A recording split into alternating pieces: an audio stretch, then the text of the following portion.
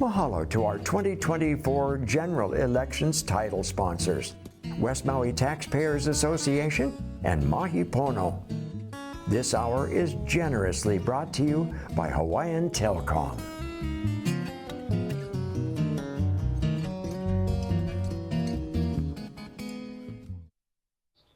Aloha, I'm Kathy Collins. And I'm Cammy Clark. Welcome to Akaku's comprehensive coverage of Maui Nui's 2024 general election. We have quite a show in store for you tonight for what many are calling the most important election in our history, with the future of our nation and Maui Nui in the balance. We will be bringing you the latest results from all the county council races, as well as the local contests for the State House and State Senate. We also will follow U.S. Representative Jill Takuda and U.S. Senator Mazie Hirono as their bids for another term in the U.S. Congress. And we will interview a variety of candidates and special guests right here in the studio and outside with Chivo Ching-Johnson from the Maui Daily Report. And you don't have to stay home alone to watch. Akaku has brought back our outside watch party with free pizza and a 15-foot screen. We'll be switching back and forth between our local broadcast and a national news feed from C-SPAN every hour up until 11 p.m. So if there ever was a night for you to come on down, this is the one. Feel free to come down during this evening and party with our gang outside. Bring your friends and family and even your dog. The expectant crowd. Maybe not your dog. Oh, maybe you're not your dog. But the expectant crowd is gathering now, and TMDR correspondent Patty Lee will be out here tonight as well, taking the temperature of the crowd. First and foremost on everybody's mind this election cycle, and for many elections to come, the future of Lahaina and what we need to do to recover. The people who live there are leading the way, and we are pleased to kick off our election night broadcast with our guests, Katie Austin and DeAndre Makakoa from Lahaina Strong. Cammy will be interviewing them. Cammy? Well, welcome both of you. I'm sure it seems like it's been forever since you guys started your grassroots efforts, out on the beach. Gosh, months and almost a year ago, more than a year ago. Can you talk about a little bit about your accomplishments during this time? Yeah, I think that one of the main accomplishment for us was, the occupation was us really bringing forward and highlighting the issues that were going on in Lahaina, especially with the reopening of tourism and everything. We went through an entire ledge session for the first time for many of us within Lahaina Strong, as well as our entire community, and we got really awesome bill passed and made strides within the legislature. So I think that that was one of our biggest accomplishments that we're really proud of. And just keeping that awareness around the ongoing issues that are still plaguing us today, highlighting all of that, it's really important. Could you talk about the bill that you guys got passed? Yeah, definitely. Well, kind of piggybacking off of what Katie said, I think it was a huge accomplishment in that we were able to kind of provide some accountability and in a watchdog sense. And through that, having a group of us in red shirts storming the Capitol and going door to door and asking different legislators or different state representatives and senators how they viewed things and what kind of information they had and if there was a chance that we could sway them. And we ended up doing that, a grassroots effort of people largely inexperienced, but we were able to get at least one of the major bills that we wanted passed, and the reason that we're holding the occupation too. And one of the big things, obviously, is getting the proposal from Mayor Bissen on the short-term rentals. Obviously, that's going to be a big discussion coming up in the county council. What more are you trying to do in order to get that passed, and how do you really think it will provide the long-term housing that you're seeking? We've been kind of waiting for it to come to council. The planning department sent it over, and we're really hoping that it happens within the next few months for sure. I think that for us especially, in Lahaina. We've realized quickly after the fire how much of our housing stock was taken up by short-term rentals. And given that there is so much that is not there anymore with resident housing, it's something that needs to be addressed very quickly. And I think that the quicker the county council does hear this bill and give our community a chance to say that this is something that we want, the quicker we can get to a solution for our residents as well. There's been a talk about maybe a second wave of trauma in West Maui. Can you guys talk to it for people that aren't on that side and what the community is feeling at this point, more than a year into the recovery? Yeah, well, you consider a lot of the assistances, financial and whatnot, they're starting to expire. People are still trying to figure out how they're going to rebuild. People who didn't necessarily get burned out of Lahaina, they're now being priced out due to the lack of rent control and things like that. So and for a lot of people too, it's maybe a wear off of adrenaline at this point. Some people were just focused on rebuilding and bouncing back, and now it's kind of hitting you. Now we're allowed to drive through the town, and that's different too, right? So we're seeing the devastation a little more. Everyday people, and that feeling of things are back to normal, but when you're as impacted as a lot of us were, it really isn't normal, And what are your priorities, in addition to the short-term rentals, what is like the biggest need that you guys are hoping to accomplish going into this long-term recovery? I think it's definitely multifaceted. One of our biggest goals that from day one has been our water situation. I think that it was highlighted during the fire, but it's been an ongoing issue for generations, especially the fact that the county only controls 23% roughly of our water source. And I think going forward for Lahaina especially, we need to get that under control, which will take coordination with state and county officials to really get to the bottom of how we can fix that. And I also think affordability for people to be able to stay here and be able to thrive here, getting our economy back into a sense that works for the people here and our residents in Lahaina. I think one of our goals is to have people be able to come back and thrive here that have left. Right.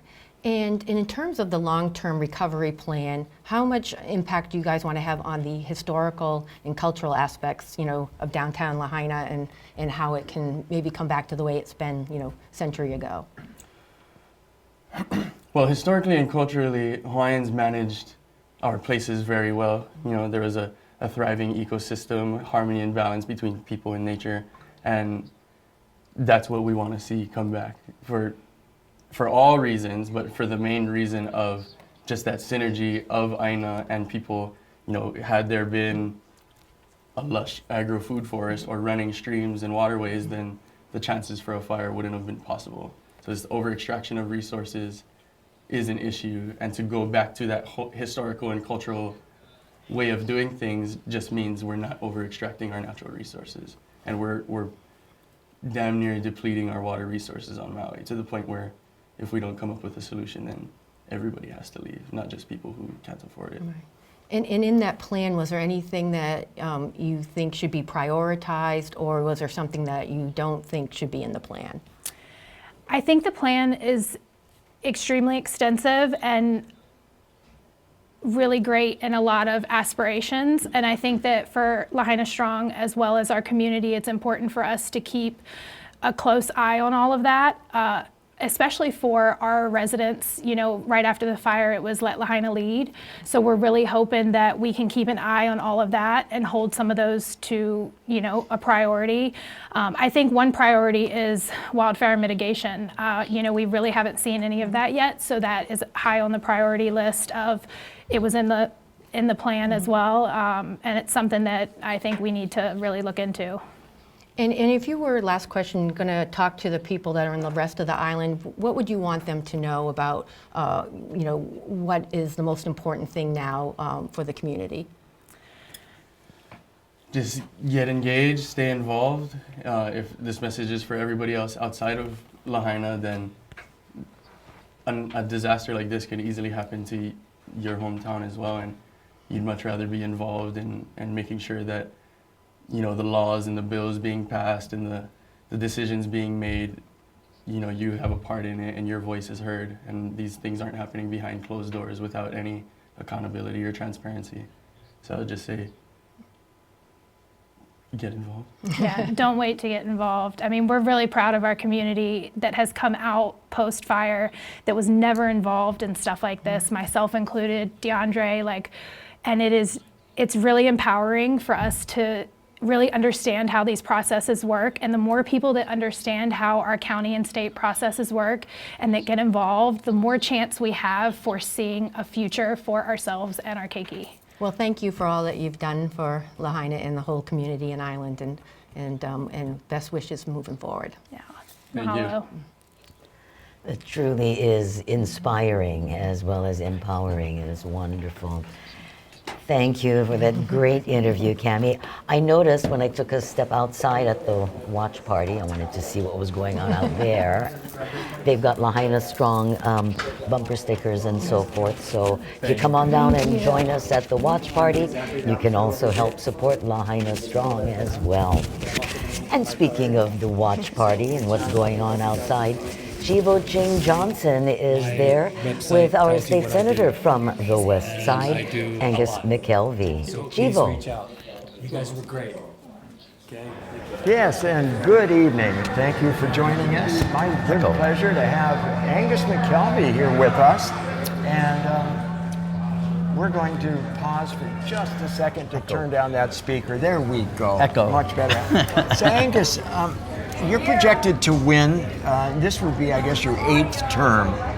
And first you were on the West Side rep for House of Representatives and a couple of years as Senate. What's different about this race from other previous races? Well, I mean, first of all, I was in the House for those 8 years, for the Right. 8 terms, and then only did half a term in the Senate, 2 years because of reapportionment.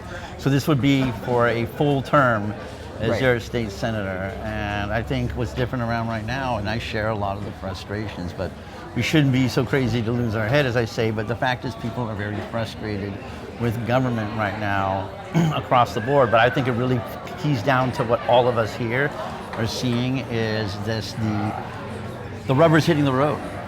People, it's all cumulative. Cost of living, all of these things come to the point where it's now reaching the breaking point. So this is what made this year different. I think people are willing to throw out all sorts of conventions and really are going to vote and look at different people and look at different ideas. And so now more than ever, though, we've got to be able to work our butts off harder than ever. Yes. For the people of Hawaii, because it's reached the critical breaking point. Yeah.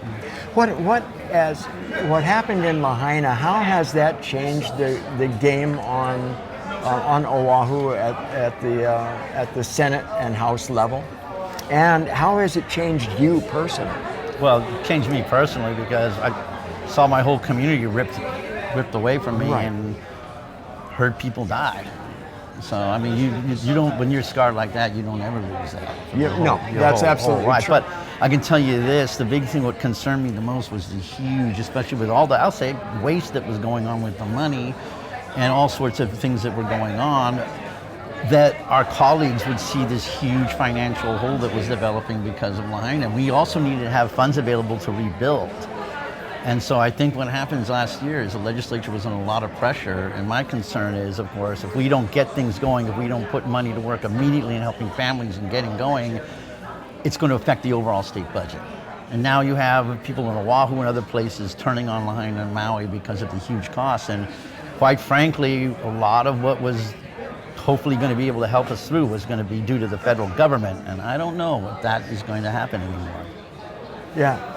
So, you know, one of the forums, you said that we need to find a new generation of leaders and get them ready to take over. Yep. And I totally agree with that. But how do we do that, and what can we do to establish that? Well, I think what you guys are doing is great in getting young people involved in communications and advocacy, but we We're so blessed last year to have many groups coming and using our office. It's a satellite Lahaina in Honolulu. We had Lahaina people all session long in my office. We had Keiki coming in for water rights bills, for bills looking at reforming seaworm. And they put together their testimony and practice their lobbying and everything, and we were able to create a little beachhead for people in the Capitol. And people discovered it is an opening, welcoming place. This is your house, this is your government, own it. So come on in, because if you don't get in the building, if you're not there at the table, as my colleague says, and this is why decisions get made elsewhere. Yeah. Well, I saw come across my desk the other day. It was sort of like an ad from the Capitol, and they're looking for people to serve as interns and as and all kinds of positions that they want filled. Yeah. And I thought that was really encouraging. Yeah, there's a pitch for you. If you are interested, never thought about a career in a crazy place known as the legislature, then this is your chance. Yes, and we want you. But seriously, it is an opportunity, and there are plenty of positions available, and you do get to see how sausage is made, as the joke goes. But you get to be a part of it, and a lot of people, including me, I started as a legislative session worker. So a lot of people, that's where you get your first experience in seeing how it is, and the passion for the community, I think, takes root there. And how can I use this and what I know here to help Maui out and all the people back home? Yeah. And as far as the House and just the legislature in general, a lot of people have aired a lot of frustration since the wildfires because, they say this isn't getting done, that's not getting done.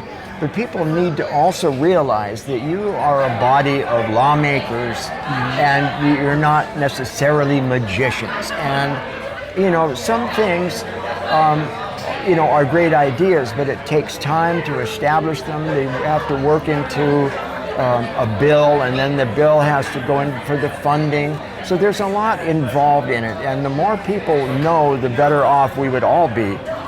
Because we need to understand what the hang-ups are. Well, it's frustrating. It can be very frustrating. I think people come in and they're, we need, first of all, there's 3 separate entities of government, the county and the state. A lot of confusion revolves around that and what is county and what is state. And it's up to us to get those lines and work together. But I think the other thing, too, that people need to understand is these good things, even the best ideas, it takes a couple of years. Yes. You have to work through opposition. It's 76 individuals from across the entire state of Hawaii, so you have to get a consensus from everybody. And there was a great bill working for 3 years to help increase mental health resources to Maui. Finally got passed, but it took 3 years, and there was no opposition in it the year before. It's just that it takes a long time. But it takes you guys. Yeah. It takes you guys getting involved, both in Capitol testimony. We use Zoom, use it.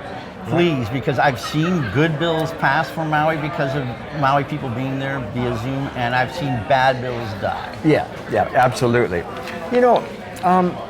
The bypass, we're jumping because mental health is absolutely a topic that we can talk a lot more about at a little bit later. But as far as the bypass is concerned, I heard at one of the forums somebody saying, well, this hasn't been done and that hasn't been done. But that's another example of how you have people from all over Oahu and all over the state weighing in on something that is Maui-centric. And of course, we need to have the bypass, just like we need to have the hospital. But it's not necessarily up to you to make that happen. It's a joint It's a joint effort. I was very proud in my first year, my last term, to get the money in the Senate version of the budget for the bypass, but it takes a willingness and commitment from all the branches of government. We can appropriate and we can legislate, but we need the executive branch to execute. Yes. And we need a DOT that is be a can-do partner for Maui and Lahaina, and recognizing that we need these things. On the same time, especially given potentially what's happening on the federal level, we need to be innovative in new types of funding. So I'm putting a P3 bill in next year, along with some other ones, to create private investment and perhaps construction of the Lahaina Bypass North. But again, we need the support of the DOT and the administration, because if my colleagues know they'll execute, then they're more likely to support us in getting the money. Okay. Well, there are so many topics. that we could talk about, and I invite you to come back and sit down with me on camera because I would really, really love to continue some of these conversations. In the meanwhile, we're going to go back into the studio, and here's Kathy Collins. Thank you, Chivo and Senator Thank you, sir. McKelvey. We are pleased to have with us in the studio 2 crisis counselors from MALU Ikaulu, which translates to shaded or sheltered by the breadfruit tree. This is a wonderful organization that's developed to address mental health concerns for Lahaina fire survivors. And Cammy will conduct another one of her wonderful comprehensive interviews. Well, thank you for coming. I know you probably had a very difficult year plus. Can you talk about, as we enter the second year of recovery, what now you are dealing with among the survivors and how it has maybe changed from the beginning of the tragedy? Okay, so now the main thing that we're seeing is connecting survivors to more permanent providers. We are just starting to do that handoff. In the beginning, it was just like the instant or their basic needs like shelter, food, water. Now it's like more long-term, and I want to say like over the last 6 months, I feel like a lot more people are starting to address like their mental health. In what way? What way? Yeah, I would say for a lot of the people that I've encountered, initially coming out of the fire, like she said, they were focused on your more immediate needs, and a lot of people seemed as if they weren't addressing their mental health needs or weren't in a capacity to, based on everything else going on. From the reactions that I've heard, even like the paperwork process with FEMA was like full-time job, people would explain, and so it didn't leave a lot of time to then to work through your feelings. And so something that I've heard a lot of people say is that now, a year later, it's like they're being flooded with all these emotions, or they're being flooded with a lot of the mental health issues that they haven't been addressing for the past couple months. So even though it's a year later, there's still a lot of raw emotions. And how is that coming out with the people that you've been seeing and trying to help? Many ways, I'm sure. Yeah, absolutely. I think definitely seeing more of a need for connecting people with mental health resources. We've seen a lot of people calling into our 988 line, asking for assistance or for a crisis counselor to speak with. And that can come with a wide array of mental health issues, including like whether it's suicidal ideation or just depression, increased anxiety, trouble sleeping, intrusive thoughts, bad dreams. It can be a long list of things that people are going through. I'm sure. And I'm sure you're probably dealing with a lot of children that are also going through this. Is there some kind of special help that you can do for them to walk them through things that obviously they've never been through before? I want to say like most of my interactions with the children are they're very like innocent view of what happened. They don't really quite understand. What I've just done is just like stay there and just listen to them. I think the more they're able to talk about it without someone kind of directing their conversation this way or that way, it kind of helps them to process it. But there have been a lot of organizations out there to help children specifically, so that's been pretty great. And we've done some work partnering with different organizations throughout the year, providing kids space to kind of work through those emotions. One of the things we did a couple months ago was working with the YMCA in providing like a kids camp and trying to work through some of the emotions. So yeah, I think just trying to meet kids where they're at and kind of using ways that work for them, whether it's play or art therapy, water, sensory time, whatever can work for them. You know, I'm so sorry. At the beginning, we should have introduced both of you properly. Sam Gomes and Cassandra Balmoha. Thank you so much for coming in. Can you once again just reiterate how people can get in touch with you if they're looking for assistance from MALU Ikaulu? Yeah, absolutely. So they can reach us on our website, which is mauikaulu.org, to get connected to us or any more resources. from Or us they to could help. call 988 and ask to be patched through to our warm line, which we can sit and just speak with them and offer space or connect them to other resources. That's what I was hoping. Like 988, the warm line. I think that's just a wonderful. I think that. Thank you both so much for joining us, and thank you for all of the great work that you folks have been doing. Thank you. For having us.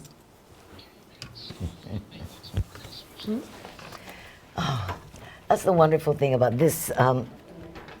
One of the silver linings in the cloud that was the wildfires of August 2023 is that we now get to see so many grassroots movements, such as the Lahaina Strong organizations, and folks like Maui Nui stepping up, to the plate to benefit our whole community. And again, the bulk of the devastation was in Lahaina.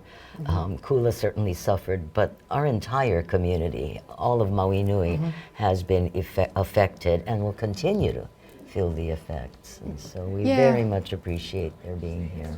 And they absolutely started from the start with, all the people helping at the very beginning, and it's continued on. It's going to be a long, long recovery for sure. Yes, it will. So our primary election coverage, because there were very few contested races, pretty much focused on the Lahaina wildfires, actually all of the Maui wildfires, but with a lot of focus on the west side and the anniversary, which was right then, and the efforts that are continuing. And our next guest in the studio knows all of this very, very well. We are so pleased to have with us Councilmember Tamara Paltin. Thank you so much for joining us, Tamara. Aloha, thank you for having me. It's so wonderful to see you in non-commission garb, I guess. It's been a super long year and a half, especially for you. Going into the next term, if you get so elected, what are going to be your priorities that that weren't able to accomplish initially, and now maybe we'll be able to this next year? I'd really like to see our Lahaina people get to go home. But that's not entirely within my control. There's a lot of things, with the historic district, the SMA, the flood zone, and all those layers of regulation, but we really need to find a way to streamline the rebuilding process especially for our homeowners as well as commercial activities. And you were definitely involved in helping with the long-term plan for Lahaina. What parts of it are you hoping will be expedited and really kickstart the full-time recovery that we're looking for? Well, what we need to do is build back more resilient. I think this is, really the start of a lot of changes in the earth, sea level rise and climate change and things like that. And so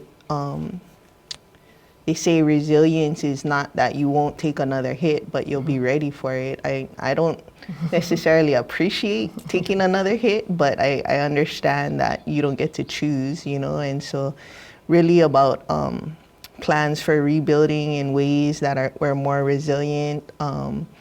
We're already working on adding evacuation routes with the administration, talking it out with the residents, and one of the things that have been articulated by survivors is that all of our churches be allowed to come back, and it's just not really about what I want to see, but just fleshing out what the community wants as a whole and how to get from point A to point B together without not talking to folks at the end of the day. Right, exactly. And obviously you've been a huge advocate of affordable housing on the west side. What are you going to try to continue to do? Because obviously the temporary housing it's temporary and they need a more permanent solution. Yeah. I'm really stoked with the new first deputy of the Commission of Water Resource Management. So we really need to move forward with, things that are on our community plan and shifting if there's other things that aren't on our community plan, but we need permanent housing desperately. People have moved around like 15 plus times over the last 15 months. And so it's you can't focus on recovery when you're moving every month, or every 2 weeks. It's just, it prolongs that trauma and it makes recovery that much harder. So definitely need a permanent places to live. I know the Kaiaulu o Kukuya is set to move people in like the first half or so on the 15th of this month. And the Kala'iola has been moving people in, like Iku. Those are temporary, but temporary for 5 years. So that's not the same as moving every month, but permanent is where we'd like to go. And last question here, what do you think as a council should be your priority, the first thing that you would accomplish?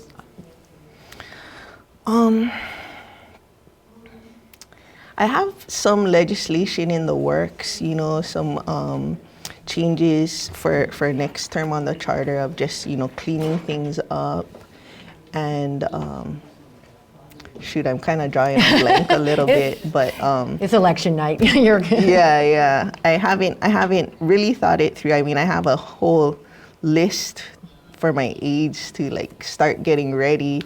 We haven't put them in until after tonight because, I don't want to start something I can't finish, but we have a list of things. I just haven't committed it to memory, so sorry about that. No worries. You get a pass on election night. Well, thank you so much for coming in, Tamara. Thank you for having me. Mahalo, Tamara. And mahalo to you for tuning in to Akaku's election coverage. Tonight would not be possible without the support of our wonderful sponsors. We just want to take a moment to acknowledge our sponsors for election coverage 2024.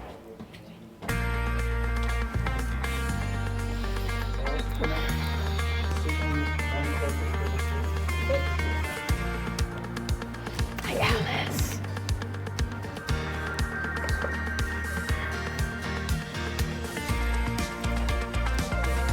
Nice leg.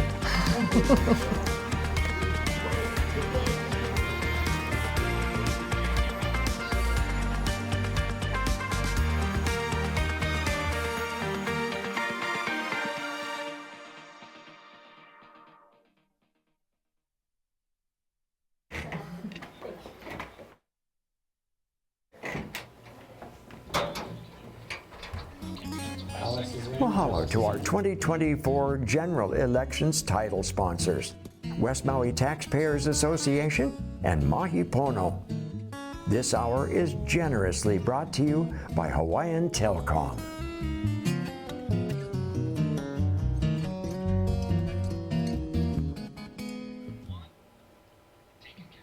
Welcome back to the Akaku studios. Mahalo again to all of our sponsors and to all of our viewers out there, as well as those who have joined the watch party outside. We're pleased to have in the studio with us at this time Council Chair Alice Lee, who will be interviewed by Cammy. Take it away, Cammy. Thank you for coming, Alice. Of course. So I asked Tamara the same question, but what will be your priority for the next coming term? Hopefully if I win. Yeah, if you win, yes. I really would like to continue some of the work we already started, which is developing permanent housing for our residents in Lahaina. That's a top priority for me. Also developing or beginning the stages of developing the West Maui Hospital. That's very important. And then third, to expand the Ohana Assistance Program, which we started this year. And that's going to be it is already a very popular program whereby if you build an attached unit or detached unit, you might be eligible for a $100,000 grant course, you have to use it for long-term rentals, not short-term rentals. That's one. Rent it to affordable income folks and in perpetuity. So, you know, that not only helps our housing shortage and helps people, our workforce, because we need moderately priced units. But you as a homeowner can look forward to that as an income for your retirement in the future. So there's a lot of benefits to the entire community. Absolutely. And speaking of short-term rentals, obviously the council will be at some point looking at Mayor Bissen's proposal on the, the elimination of the short-term rentals on the Minatoya list. The council had passed a budget amendment for a study, and can you tell us where that study might be and when we might see the council take up his proposal? We're hoping we can have the results of that study in December. So hopefully by the end of December. That study is through our office, Office of Council Services. And we just contracted with a consultant last month. And the name of the consultant is Granicus. And so we are hoping to get that information so that we can make an informed decision on the STRs.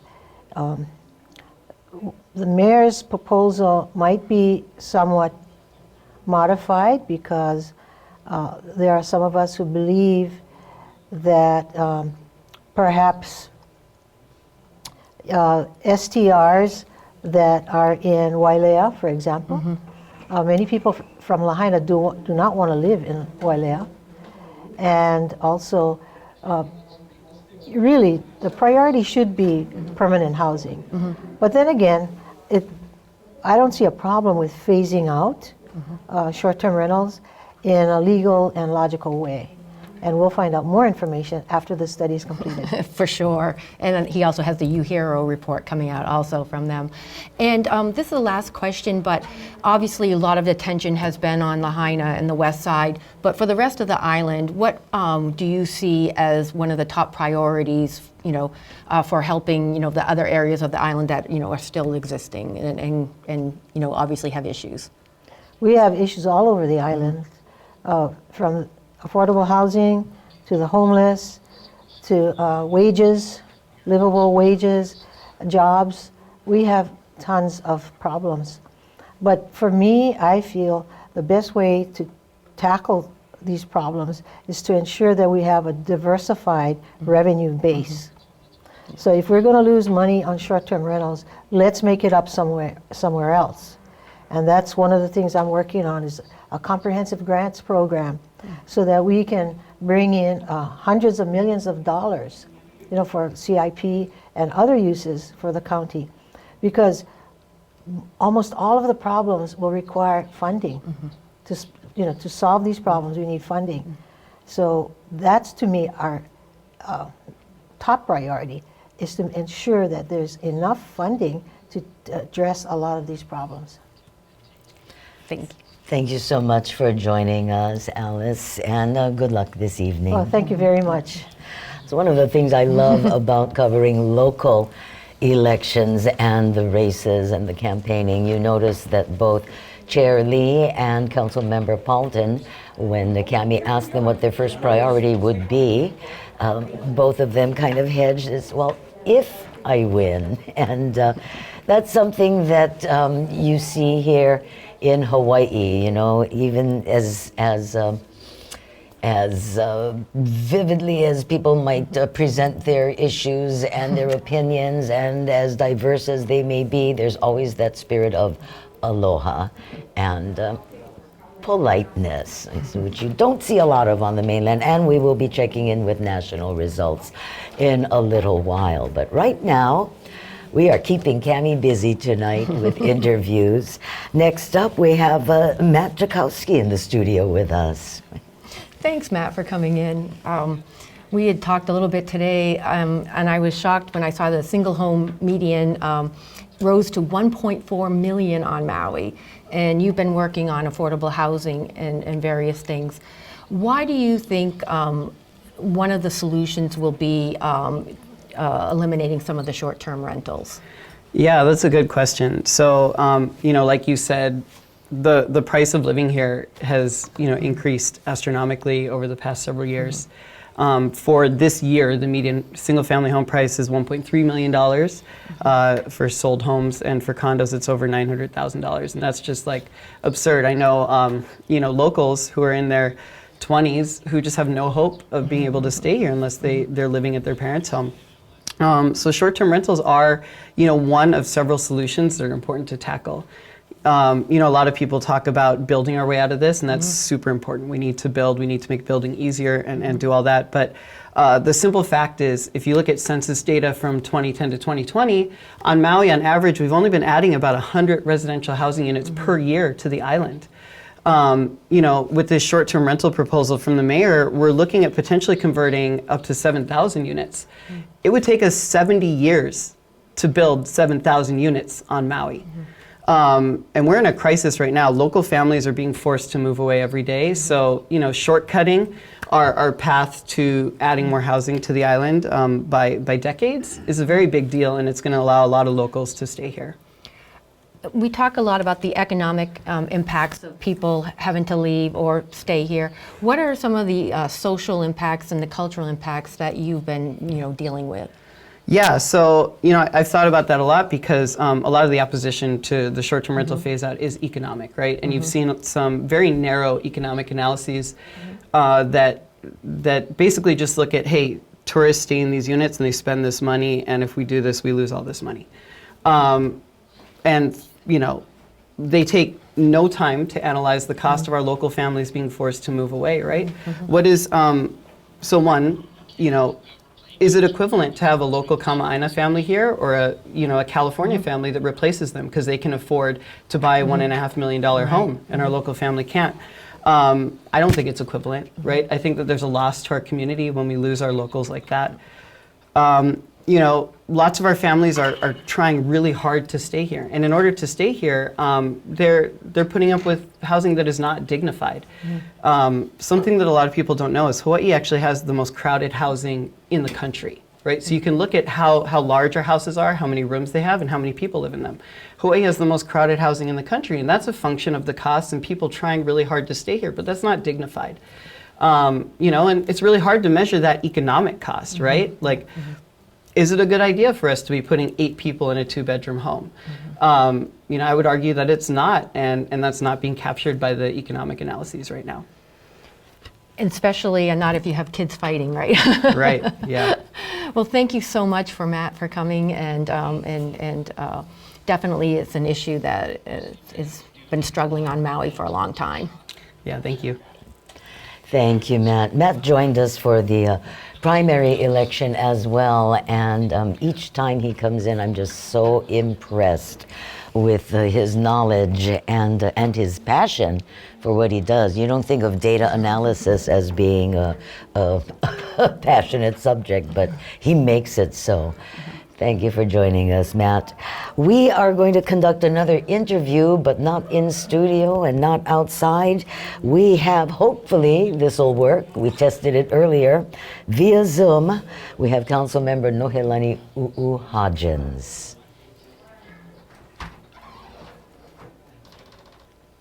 Good morning. Good afternoon. There she is. Aloha, Nohe. Hi. Cammy will be interviewing you via Zoom, if we can please get some audio here in the studio, because we can see her lovely smile, but we're not able to hear her. Okay, I am told we are going to try and fix that. I'm so sorry, Nohe, we ask for your patience to stand by while we go outside to Chivo Ching-Johnson, who is with Councilmember Tasha Kama. Good evening. I have the pleasure of sitting here with Tasha Kama, our pro tempore of the Maui County Council. And just to get that straight, Tasha, explain what pro tempore means. Okay, pro tempore actually means, in plain English, third in line, that if the chair isn't there, the vice chair isn't there, then I would just take over their responsibilities until they return. So it's like being a vice chair, but the third in line. But that's all very simple, very clear. Okay. So on to the election and council. You have been described in the media as pro-development. Yes. Do you feel that that's true and that's a fair assessment? And what does that mean to you? I think in many ways, whatever pro-development means to everybody, it means that I support development, and I do support development. I support development of homes, I support development of affordable housing, I support development of shopping centers, I support development of anything that brings into our community an economy, a robust economy. So when I look at being pro-development, and what you may hear from the media is like pro-development is supposed to be a bad name, but I don't look at pro-development as being a bad name. If we're in such dire straits and we need affordable housing, how do you get that? You have to build it, which means that I have to support development. But it also means too that in supporting a development, we also are supporting every employee in that development. So we'll have carpenters, we'll have laborers, we'll have painters, we'll have plumbers, we'll have all the people that would work on a construction site, and all those young people are our people. They're our children, our sons and our daughters. And by being pro-development, we're employing all of the people in the construction industry who live here, who work here, who make a really good salary, and are able to purchase homes and stay here on Maui. If that's what pro-development means to me, I'm hoping that's what it means to everyone else. Right. So thank you. And with the cost of housing in this day and age, the median price for a two-bedroom home is over $1 million. Yes. And that's out of reach for most families. It is. So with that kind of pricing and with the cost of rentals, why did you go against rent stabilization? Okay, so I'm not against rent stabilization. I'm not. And I think I was either misunderstood or misquoted. What I don't like about the rent stabilization is the punitive issues that come with many things. Every time, it is always easier to catch flies with honey than it is with vinegar, right? So in even everything we do on the council, for me, I don't want it to be where I'm beating people to do what is right. I want to be able to talk with people. I want to be able to work with our administration, work with the council to find win-win situations for all of us, because I don't want to be punishing landlords. And how many landlords are there that are not good actors? How many bad actors are there? I don't know those numbers. And yet you want us to punish them by doing rent stabilization. Rent stabilization in many places does not work. And just like the STRs, we don't know enough about that to be able to say if it's good, bad, or ugly. So for me, I'd rather just say, let's put a pause and let's just do more research. And I could do that myself. I don't need to do a study on that unless people actually want it. But to me, it's like, let's put a pause and let's look into this a little bit deeper. But I'm not against rent stabilization. Right. So I'm really against being punitive about that. Being punitive. And so what your objection was to just doing a blanket stabilization project rather than being able to kind of dial it down so that it's fair for everyone. It has to be fair for everyone, for the landlords as well as for those tenants. We have bad tenants, we have bad landlords. I will admit to that. But we're human beings and we're all subject to being and making mistakes. We're not perfect beings, but we have to learn how to get along with each other. And we have to learn to live with each other within the confines of the laws in which we have. So I'll tell you, what we'll do is we'll continue this conversation at a later date.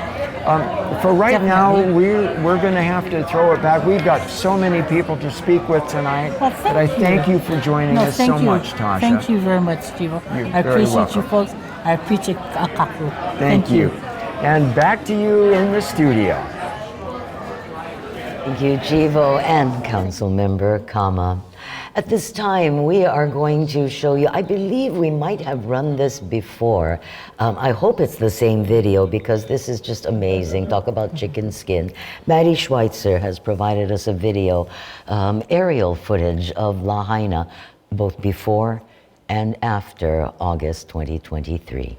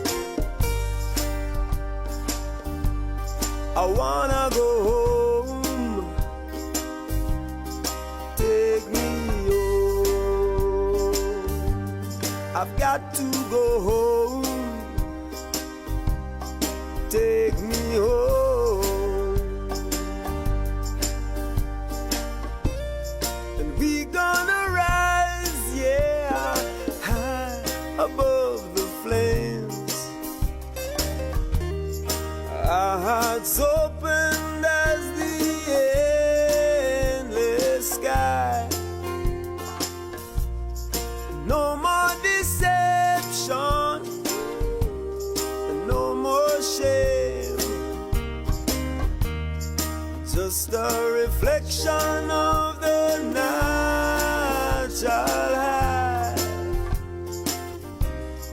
high. Do you remember that melody?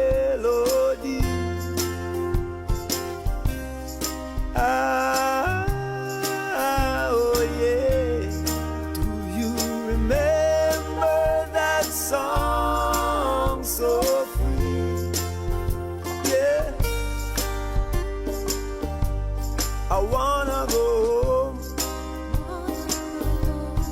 Take me home. I've got to go home. Take me home. Yeah, yeah. Oh, let us rise above the bones. Let us remember the memories.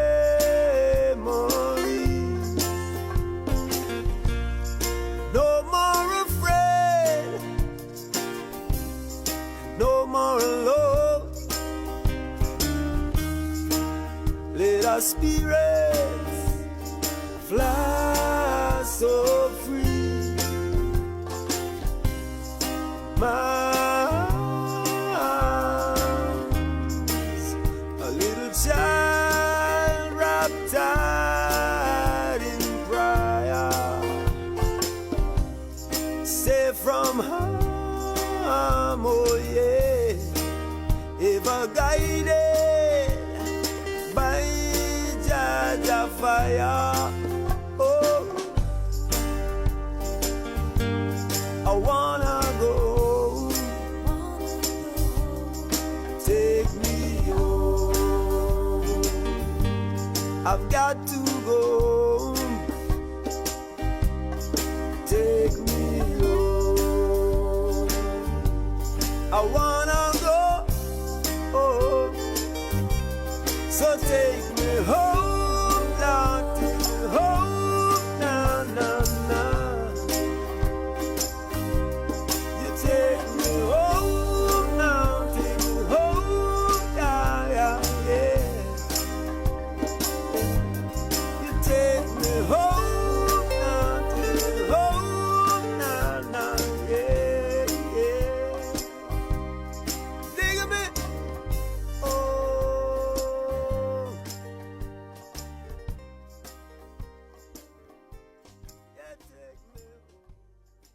3, 2. Thank you again, Matty Schweitzer, for that chicken skin video. We are going to try once again with our Zoom interview, our first Zoom of the evening with Councilmember Nohelani Hodgins. Nohe, are you there? Can you hear us? Well, that doesn't look like Nohe. That's you, friend. Okay, oh, there you are. I was going to say, you look different. and we can hear you this time. So I'm going to turn it over to Cammy, Nohe. That was Mahalo my for joining and stand-in. I'm mahalo glad for you your could make it. patience. So, Nohe, if you were reelected, what will be your priorities for this next term? Ooh, great question.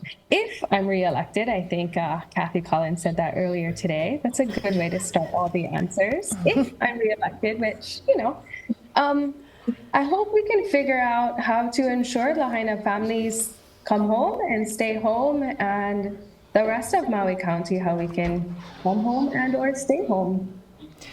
That leads me to my next question was, with 4 young kids, how, as part of the council, will you work to try to figure out a way that housing will be affordable for them when they're adults and if they choose to stay?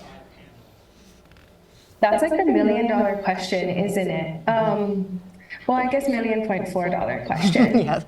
I do think we're going to have to figure out how we can increase our supply, how we can ensure that we're able to build faster. I was watching Matt Jachowski with you, and he said we build 100 units a year. We're probably going to have to work on those numbers. We're going to have to ensure that we partner with people who want to bring us affordable housing and partner with them well. And am I still there? You are. Okay, great. I just don't see you guys on my Zoom anymore. But yeah, I think we're just gonna have to shift gears and work better with what we have in our laws. Like, I know you guys were talking about the Minatoya list, and figure out how we can increase supply. We're gonna have to use all the tools so we can figure out this problem. And a few months ago, you brought together the police, the fire officials, people in the community to try to address a rash of fires that were on Halamua Road and were threatening Paia. What has the action taken place since then, and what still needs to occur?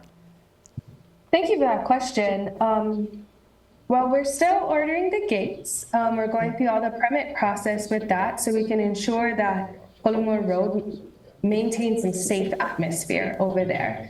What has happened on our end, though, is that we've had several town halls. We've spoke to the community on how they can best protect themselves, move everything away from their house, ensure that there's no trees and leaves touching their homes, the tall grass is maintained for everyone in our community, the small landowners and the large landowners. And we talked about what to do if in case a fire or a tsunami or any type of natural disaster happens, and how you can best protect and prepare yourself. But that was an interesting learning curve, talking to fire, police, MEMA, the community, the large landowners, the small landowners, and getting everyone together. That was a really interesting learning curve for me, and I think for everyone else, it was a good time to bring fire and police together, where they could talk about what they could do better and what they did well and what they wouldn't do again and what they would do better. And I know a big concern is the evacuation routes, and obviously there's been a Paia bypass, talk for a long time. What action is being able to take on the evacuation routes, particularly because there's a lot of small roads in Paia and that area gets bogged down pretty quickly? That's another good question. So in partnering with all of these emergency services, MEMA has post Lahaina got a new life sim model, I think it's called Genesis, where they can predict evacuation based on the type of disaster.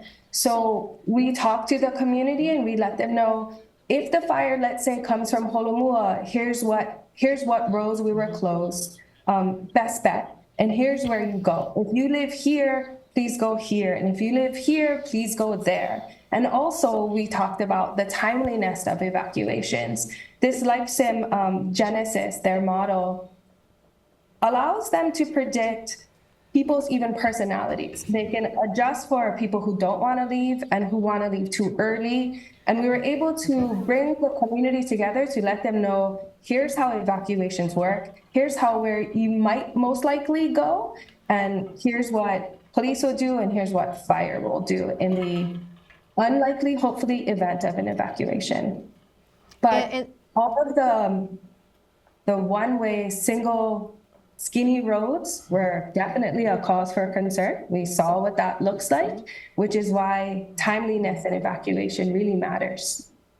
And last question, the council may look similar to what you are used to, or there may be a totally, different looking council. How do you see the group working together, whoever it is, on what you think is the biggest priority other than housing on Maui? That's a good question. So I did really enjoy working with the 8 other council members that we worked with for the last 2 years, and whoever gets elected, I just hope we all prioritize our community's needs and understand that we might have the same end goal. We might just disagree on how sometimes to get there, and we can respectfully disagree all the time. We're all adults. We should be able to do that. And in those push and pull moments, I think I've said that before, that's where good policy comes in. That's where great legislation happens. And so I just hope to continue the dialogue, and whoever the best 9 wins, then I look forward to working with everyone, either on council or not on council. Thank you so much for joining us, Nohe. And again, we apologize for the technical difficulties. Mahalo for your patience. Aloha. All right. Thank you guys. Have a good night. You as well. Chivo Ching-Johnson is outside with his next interview, who is the challenger to Councilmember Tasha Kama's Kahului seat, Carol Lee Kamekona. There we go. So I am here with Carol Lee Kamekona, and it is my pleasure to be talking with you on your 3rd bid for council, running for council. Yeah. So tell me, how do you think that you're going to do this time around? Well, first off, thank you, Chivo, for having me here. I appreciate it. And to Akaku for allowing us to be here and to at least speak a little bit about who we are. How do I think I'm going to make it this go round? Yeah. I mean, are you feeling encouraged or? Honestly, I think that our people want change. I was at the Wailuku Community Center today, accompanying a friend of mine who was actually wanting to toss her ballot in person. She spent a little over 2 hours through that process, but I was encouraged by the amount of people that were there to vote. Yeah. And I think it's because people want change. They're tired of status quo. Have you done anything different at all this bid for council? This election, I have done a lot more direct voter contact. We've canvassed, we've texted, we've done a lot of listening to the community. A lot of people have come up to us. They have asked us questions.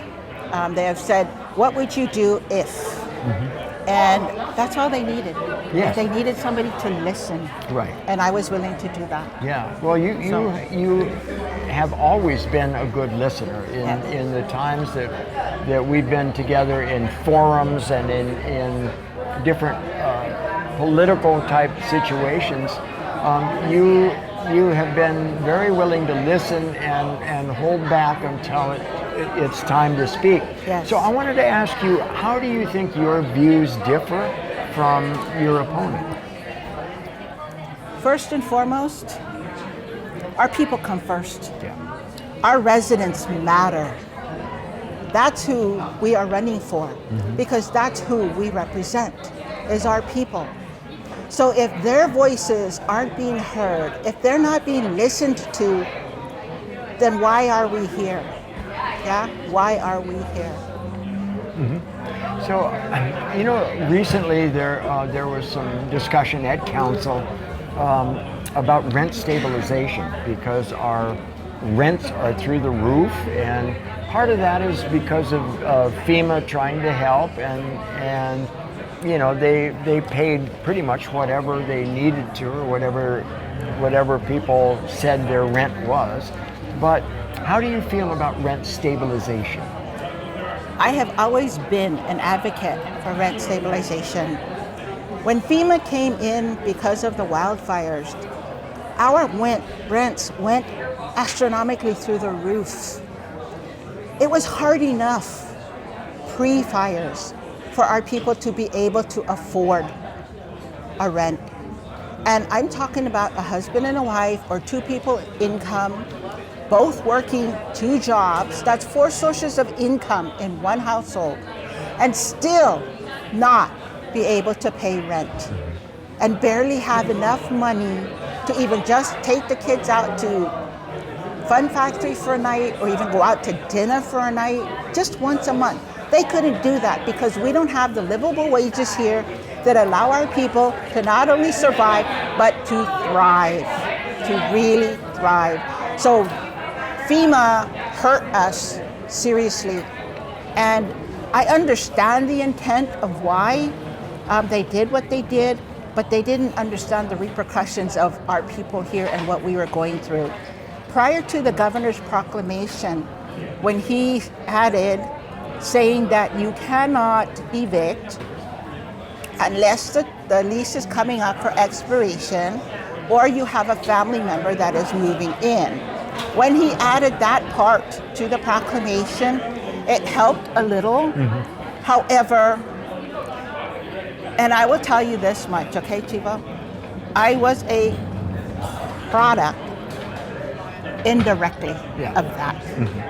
Because my landlord's children could not afford being outside. They were in a generational home. They couldn't afford to find something outside, so I ended up getting evicted. So you ended up with the eviction notice, I ended up with the eviction notice. You know, there's a lot more we can discuss at another time. We are running out of time, but I would like to ask you one last quick question. What can we do to keep Maui Nui in just maybe one quick thought? Our people matter, residents matter, and that's what's going to keep Maui. Because if we don't have the people here, we don't have the aloha. What is Maui? Because that's what the tour I come here for. They don't come here for the beaches. Maybe they say they do, but they come here because of the feeling that they get when they come and that they talk to the people. All right. Well, thank you so much, Carolee. It's really nice to sit here with you.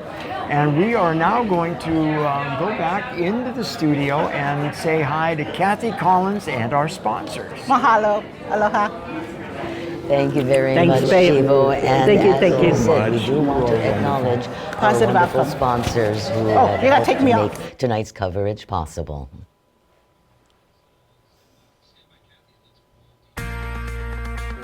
Okay, thank you.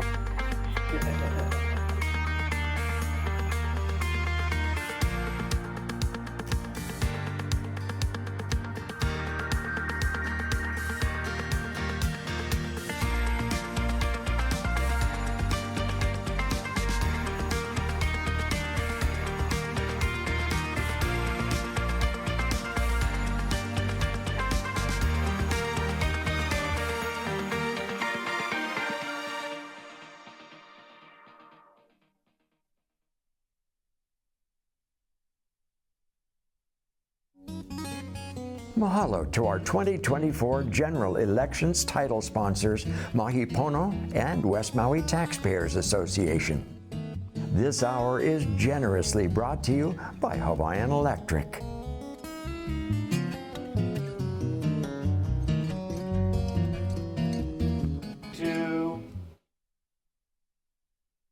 Always nice on election night to have an interviewee who is not tensed up and waiting for the first printout of results because he is not up for re-election this year. We're very honored to have with us the Honorable Richard Bissen, Mayor of Maui County. Welcome, Mayor. Aloha, aloha, hey Cammy. Aloha. Happy.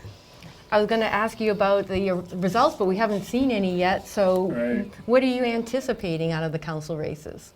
Oh my, you know, whoever wins, I just wish everybody, you know, the best of luck. Whoever wins, we know we're gonna be able to work with them.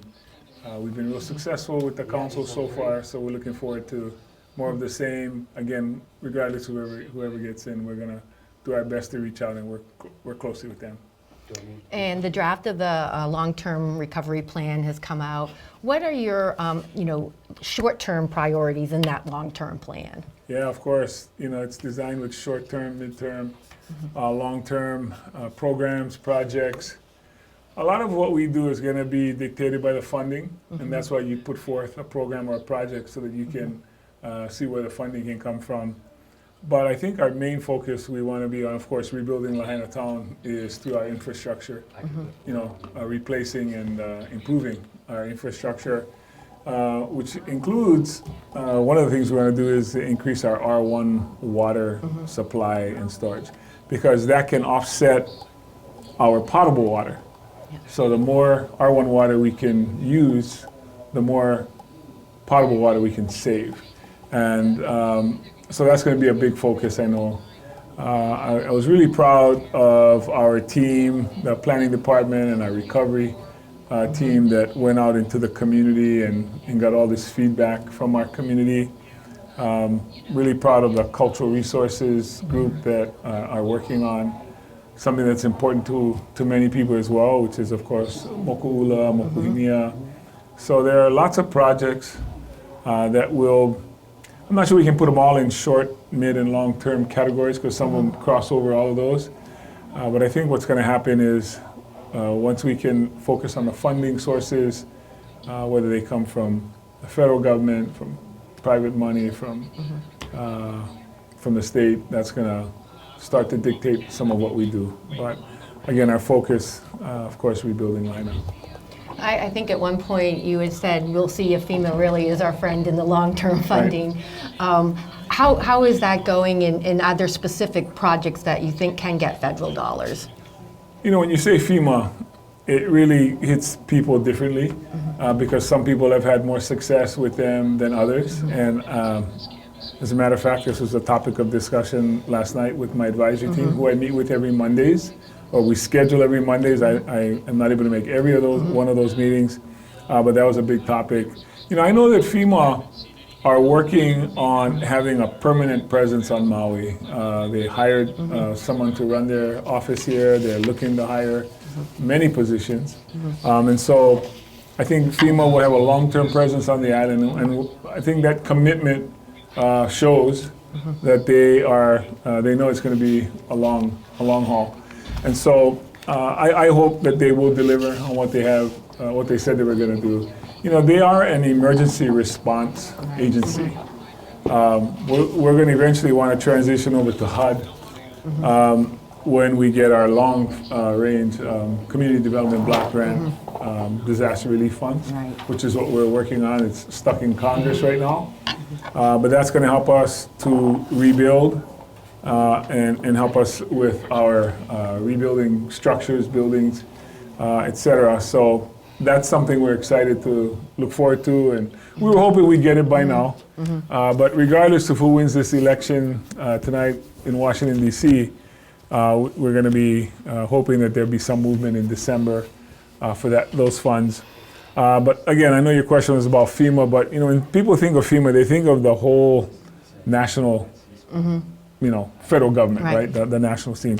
So whether we're talking about the Army Corps of Engineers, the Small Business Administration, the HUD agency, and of course, working with FEMA themselves, there's a large and a long reach. But the other thing we have to consider is there have been more recent disasters that FEMA has responded to, of course.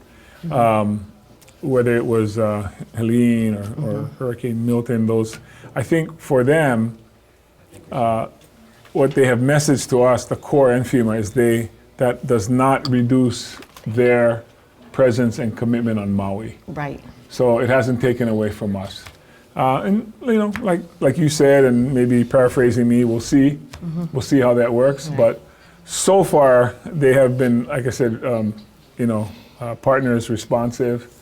But like I said, there are individual cases where people can point to something that fell through the cracks that didn't quite get handled. Yeah. And FEMA has committed to, doing a case-by-case analysis with people who are struggling. Right. So. And I was at your press conference when you talked about your bold initiative with the short-term rentals. Correct. Obviously, we're waiting for the UHERO report, and the council is also doing their own report. Yep. Can you talk about where we're at that, and what you're hoping that the council will be discussing, and maybe some of the issues that have been brought up since you proposed it? So I think to put it back in perspective, there are over 13,000, I want to say 13,700 short-term rentals on Maui, legal short-term rentals. There's 7,100 of those that fall into the category of the Minatoya list. And what I would say about that is, what our hope is that the council will take up our recommendation that we convert those short-term rentals that are in the apartment zone back to apartment zone zoning. Now, there's a lot of history, 35 years or so of history that's involved in this. Some of these units were designed when they were built to be workforce housing. And over time, they were sold, the properties were sold, people bought them, used them as short-term rentals. I think what we will find, and by the way, the three planning commissions, Lanai, Molokai, and Maui, all approved moving this forward to the council. And of course, the council is going to have a very robust, discussion with the public, who will continue to come out and testify. The thing that we have to compare this to, or contrast this to, really, is the number of units we need for our local residents to continue to live on Maui. And we have fallen so behind in building homes. Between the 80s and the 2000s, we were building about 100 units a year, pretty steady. I mean, they were coming online. But since 2018 till 2022, we've actually gone in reverse. Right. We have less. So our inventory is less. When you think about having a short-term rental or having a long-term rental, you're favoring either a visitor or a resident. And I think it's our responsibility to favor our residents. And it's our residents that are in need of housing. We don't actually have a demand for short-term rentals. We don't need any more short-term rentals. We have plenty of short-term rentals, legal ones. But what I want to say to I guess the audience that opposes this is just to understand, of the 7,100, not all of those will be converted. If you are a hotel and you were designed and built as a hotel, then you should seek zoning as a hotel. So you you're shouldn't remain. So you're saying some of those that are on the list might be able to just get rezoned? I'm positive they're going to be rezoned because they're going to seek rezoning. But they have to go through the planning commission and they have to go through the steps to become an apartment or a hotel. But what I am saying is there are units in these buildings that were designed for workforce housing that became short-term rentals. And there are many arguments made, and I won't get into every single one tonight. We'll have these discussions at the right time. But what I will say is you have different classes of people in the same building. Those who are allowed under the exemption to be a short-term rental, and their neighbor who is not allowed to have a short-term rental because they're in an apartment zone. So they have to be long-term or owner-occupied. So there's already, how would you say, a difference in people who are staying in these types of units. But more importantly, the most important message is we want to try to deliver as much housing. This is only one part of the strategy. Right. Of course, this is not going to resolve everything. But however many of those units that do not become hotel because they are not qualified to become a hotel, however many of those that get converted back to what they were, which is intended for owner-occupied or long-term rental apartment, that will open up our inventory. The UHERO analysis that came out when we presented this to the council estimated an increase of 13% of housing for our people. We need that. And again, when you compare it to what's available on our island for visitors or even locals who come from other islands to stay here, we have plenty of units available for people who want to stay at a hotel or short-term rental. Timeshares, there are lots of different other types, but we have very little long-term rentals. You know, I just want to say really quickly, when I was growing up, you know, I think the generation of my parents, their whole mindset was paying off their mortgage. Our mindset in the generation I'm in was qualifying for a mortgage. Today's mindset is even finding a house to get a mortgage. Right. But it's gotten one step worse. People can't even find a rental. I mean, that's what we've come to in just my lifetime. Yep. Which is people struggling to find a place to live on Maui because it has run rampant, the ability to create a short-term rental. And again, I'm not even talking about the illegal ones, which we need to step up enforcement and do a better job of those as well. But we have an incredible need for housing, whether it's a rental or purchase. And that's the whole reason behind this request for the short-term rentals. And again, it won't be all 7,100. There'll be a number of them. Most of these are on the west side and south side of Maui. When you look at the west side of Maui, only 34% of all the available residences are residences for local. The other 66% are either second homes or short-term rentals. And in South Maui, it's 50%. 50% of the homes are residences. The other 50% are either second homes, third homes, fourth homes, or they're short-term rentals. And that we can't continue that. Last question. As you're going forward, and obviously housing is top of mind, other issues are top of mind, but is there some other issue out there that, you know, people haven't been thinking about, or it's been kind of, you know, because of the fire taking priority that now should come to the forefront? No, but I think there is one issue more important than housing. I know we spent some time on that, and it's the mental well-being, the mental health, and the mental wellness of our people.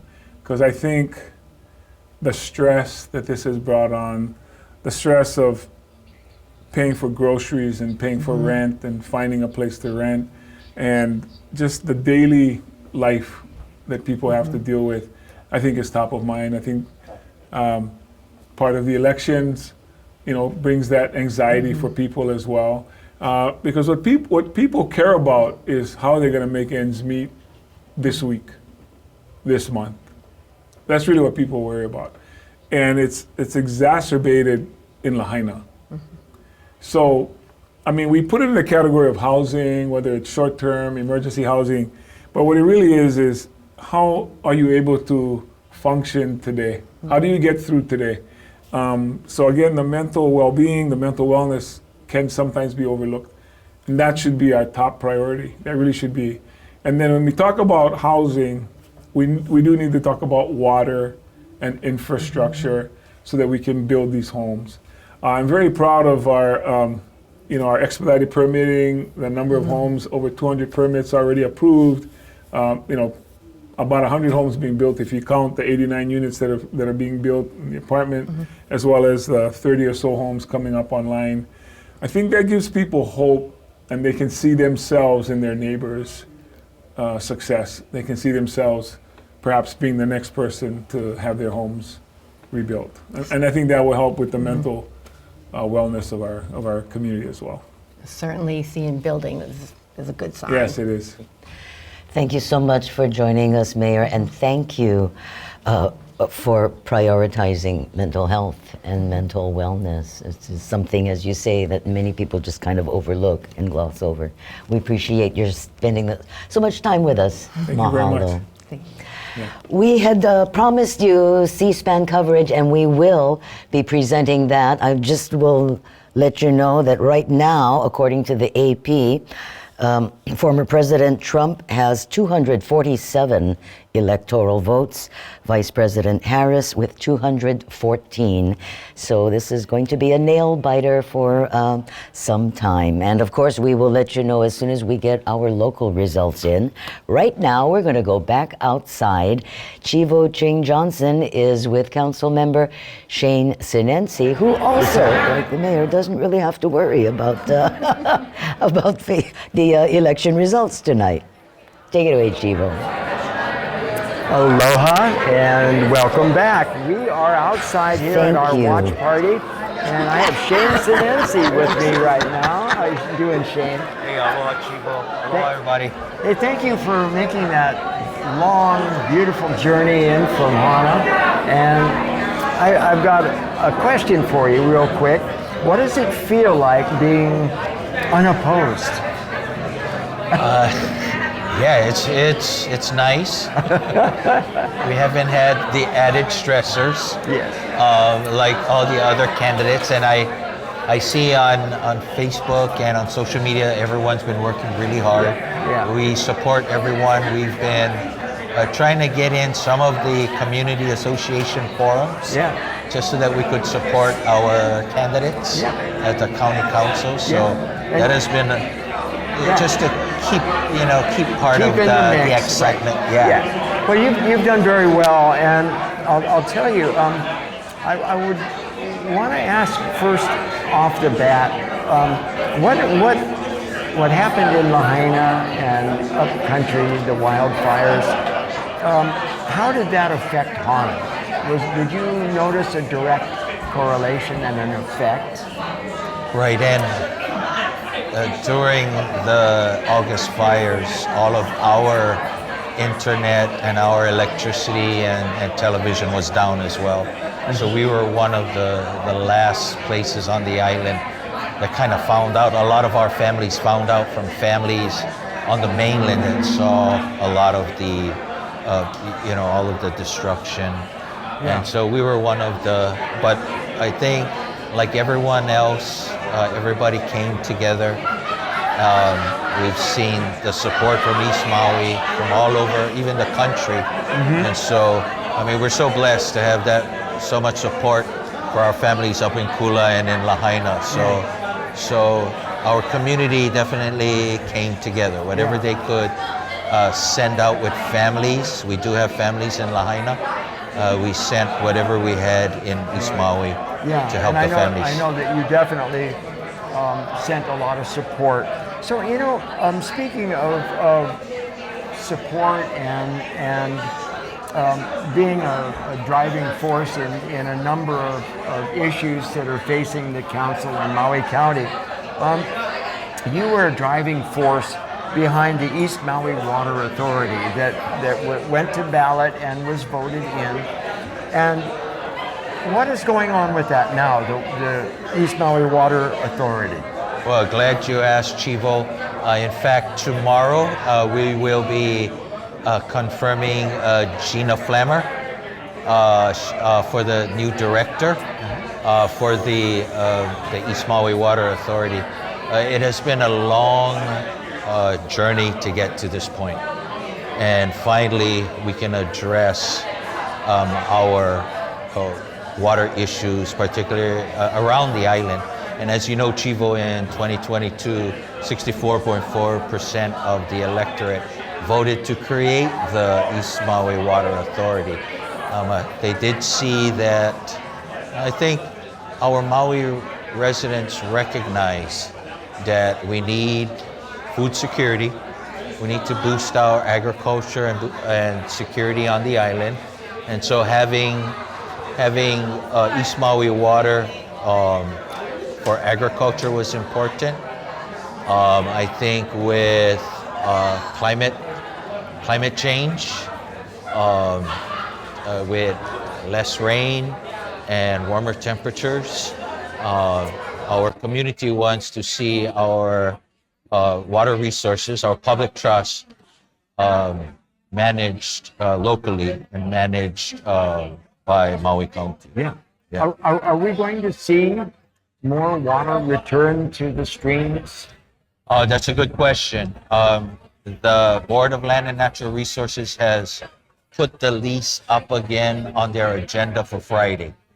And they're considering granting a 30-year lease to Mahipono.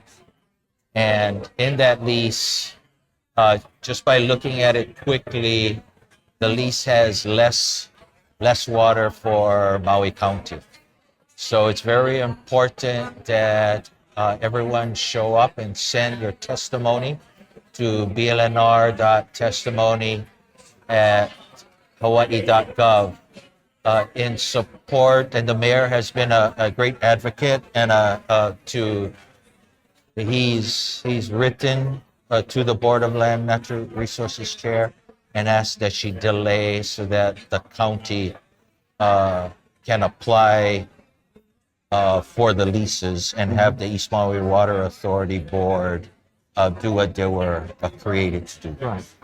Good. Because for I don't know how many years we've seen water sucked out of the streams, and it has changed the ocean. It has changed our reefs. It has changed all of the kalo farmers' life. There's just really had major impact, and it needs to be remedied. Exactly right, Chivo. When we talk about the Commission on Water Resources Management at the state, that's a fairly new agency. Yeah. That was just created in 1987. Yes. There were no protections for water prior to the 1978 Constitutional Convention.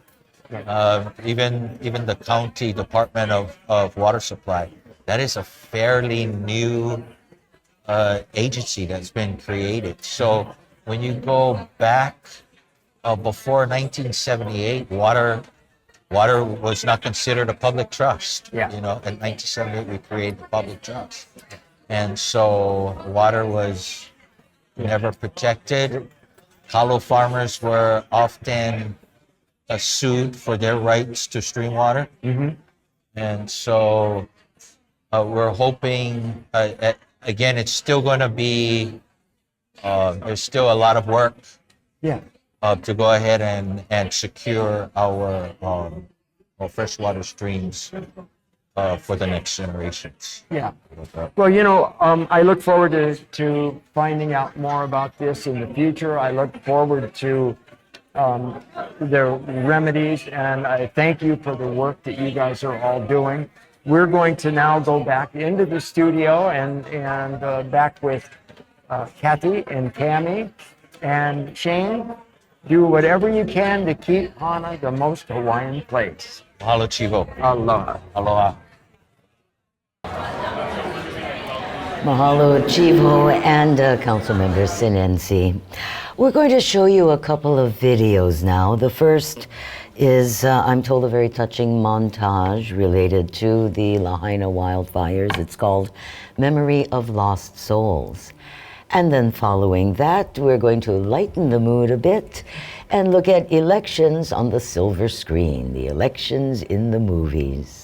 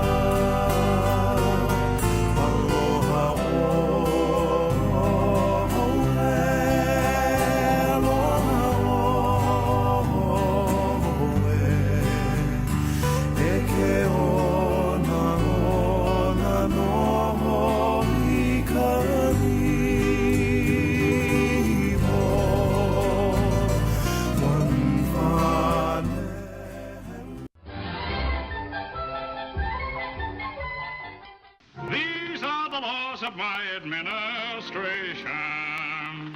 No one's allowed to smoke or tell a dirty joke, and whistling is forbidden. We're not allowed to tell a dirty joke. If chewing gum is chewed, the chewer is pursued, and in the hoosegow hidden. If we choose to chew, we'll be pursued. If any form of pleasure is exhibited, report to me and it will be prohibited. I'll put my foot down, so shall it be. This is the land of the free. The last man nearly ruined this place. He didn't know what to do with it. If you think this country's bad off now, just wait till I get through with it. But increasingly in this country, candidates are merging the two, selling themselves like an underarm deodorant in commercials just long enough to pound in some mindless slogan that cheapens candidate and voter alike. Losing 15 minutes of free airtime is like throwing away $80,000. Now go on, Rich. Our faith in ourselves and our faith in our country. Bow, bow, bow, bow, bow. Happy birthday, Mr. President. Happy birthday to you. Told me the story about the two fellows in the Soviet Union that were walking down the street, and the one of them says, "Have we really achieved full communism? Is this it? Is this now full communism?" And the other one said, "Oh, hell no, things are going to get a lot worse." People are very sure about what they believe. You know, they're on the far right or they're on the far left of politics. And, you know, if you're on the far right or the far left, you know what you've done now? You've gone too far. You promised us federal funding to rebuild our community. What happened? Well, you haven't really contributed any money to my campaign, have you? Are you saying that the Democratic Party don't care about the African-American community? Isn't that obvious? I mean, you don't put down that malt liquor and chicken wings and get behind somebody other than a running back who stabs his wife, you're never going to get rid of somebody like me.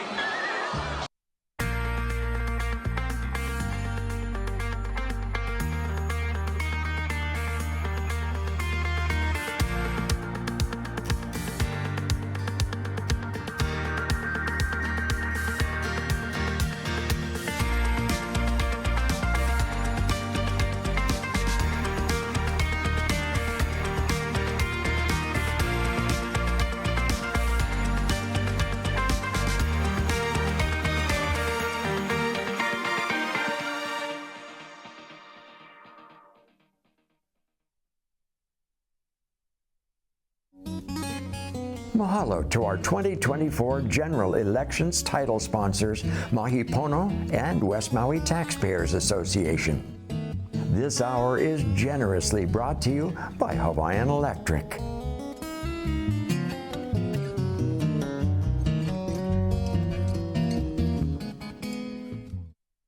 Welcome back to Akaku's coverage of Maui Nui Elections 2024. Kathy Collins and Cammy Clark with you, and in the studio with us is another county official. We have the Director of Planning with us, Kate Blystone. Cammy, take it away. Hi, Kate. Thanks so much for coming. During the public meetings for the long-term recovery plan, you said to the public, hey, think big. Now that the draft of the plan is out, what's some of the big ideas that you've seen out of it?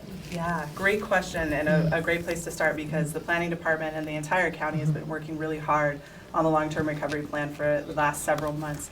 And so you're right, at those community planning meetings that we discussed, all of these ideas, I asked them to dream big. We all did, all the facilitators working together, asked everyone to dream big, and they did. 100% the Lahaina community came out and said, these are the things we want. These are the things that weren't working about Lahaina before the fire, and these are the things that were, and then what we want to come back better. So what I'll say, and it may feel like a little bit of a dodge of your question, but every plan, every project or program in this plan is a big idea. And it's going to take a big lift by the county and our state partners and some private partners to get it done. You've done planning for a lot of your career. Is there something in that plan that you said, I hadn't even thought of that, or something that came out of it that was surprising? Oh yeah, I've worked with this community for a long time. As you know, I was with the community for the West Maui Community Plan. So there weren't a lot of huge surprises through the process. What surprised me was the way that the community showed up.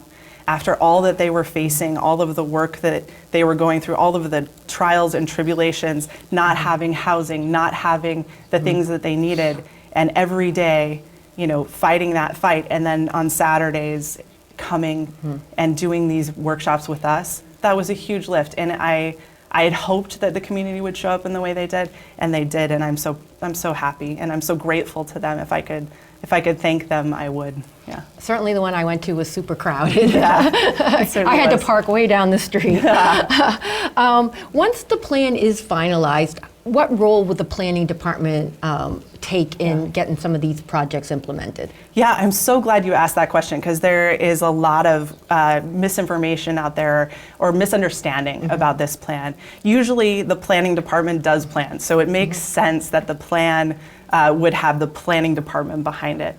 But really, and I want to address something, there's some rogue community engagement going on, and I am a practitioner of rogue community engagement. I've done this all throughout my career when I was in the nonprofit sector, and it's important, it's good work, everyone needs to be engaging in. We fully support rogue community engagement. And there's one message that's being put out there, which is that they need to give comments to the planning department, and that's not the case. All the comments need to go to MauiRecovers.org, so that all of those comments can go into the planning, to the revisions of that long-term recovery plan. So when the plan is complete, the planning department has a few projects in that plan that we're responsible for implementing. The first is the Rebuild Lahaina plan, and some others, so I'll talk more about the Rebuild Lahaina plan. But also we are responsible to support a lot of our other county departments. So every department, and this is something that's really critical for folks to know, is that every department plays a role in implementing this plan. It's us, it's Public Works, it's housing, it's everybody. Plus there's state agencies that are involved in this. So we're really excited to work together to implement this plan. But the planning department is going to focus on the Rebuild Lahaina plan. And the first criticism we've gotten, of course, is, gosh, isn't that just a plan for a plan within a plan, right? Which is a fair question. But let me tell you why we did that. Because when we were doing all those community meetings and when we were reviewing the results of the surveys, what we saw again and again was little snippets, little glimmers of what people wanted to do for Front Street, for example, and for our public lands. But we didn't get a chance to dive deeply enough into those things. And so going forward with this Rebuild Lahaina plan, which will launch right after the first of the year, that effort, that community engagement effort will start. That's the next thing that the planning department's going to do. we're going to be able to dive more deeply into things like how Front Street should change over time. We heard community engagement say, there was a group of people that said, rebuild Lahaina, rebuild Front Street specifically exactly as it was. And then there were others who said, Front Street wasn't working for us and it wasn't resilient to climate change. So the next phase is reconciling those two viewpoints and making sure that we have a plan that rebuilds Lahaina more resiliently and in a way that works for the community. How do you reconcile that? Because I've seen both sides of it too, and people that owned waterfront property hanging over the water, and then people, saying, no, this should be more of a park, so how do you reconcile it? So you alluded to this. I've been doing this for a long time, almost 25 years. I know, it's terrible. I look really young, but I have been at this for 25 years, and I have been reconciling disparate opinions for a long time. You have to get to the core of what people need, of what they want. And those conversations are going to get us closer to reconciling those differences. Awesome. Yeah. Thank you so much for joining us, Kate. And you said earlier that you wished you could thank everyone who came out and got involved. Well, you just did, because everybody in Maui Nui is watching Akaku's election coverage tonight, right? Or they're outside at our watch party. Councilmember Yuki Sugimura is outside right now with Chivo Ching-Johnson. Good evening again, and it's my pleasure to be next to this beautiful woman, Yuki Sugimura. Her niece made this headlay for her, and for her mom, and it's just wonderful. Yes. I love it. Yes. So Yuki, let's get right down to it. I have a question. Right after the wildfires, you were everywhere. You were with your constituents, up country and downtown and all over the place. And it really, really was impressive. What did you learn from the constituents right after the fires? I learned how important it was to connect with my constituents, the community, and try to help them get questions answered, because really on August the 8th, it was so chaotic for everybody. And that things that we did not even experience before were happening. Like up country, we didn't have water, right? There was no drinking water. So August 8th was when the incident happened. And by the 10th, or by that Friday, my residents up country could not drink the water that came from their pipes, right?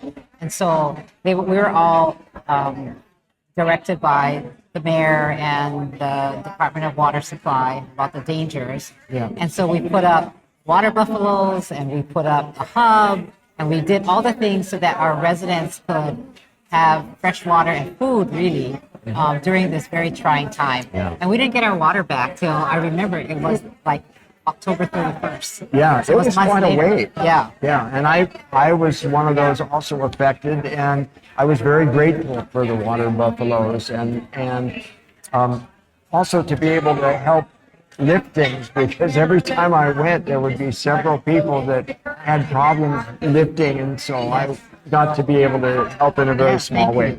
I wanted to ask you also, if you could choose three things to best help Maui's recovery, what would they be? And if you could give me some action items, like small business. Yes. Oh, exactly.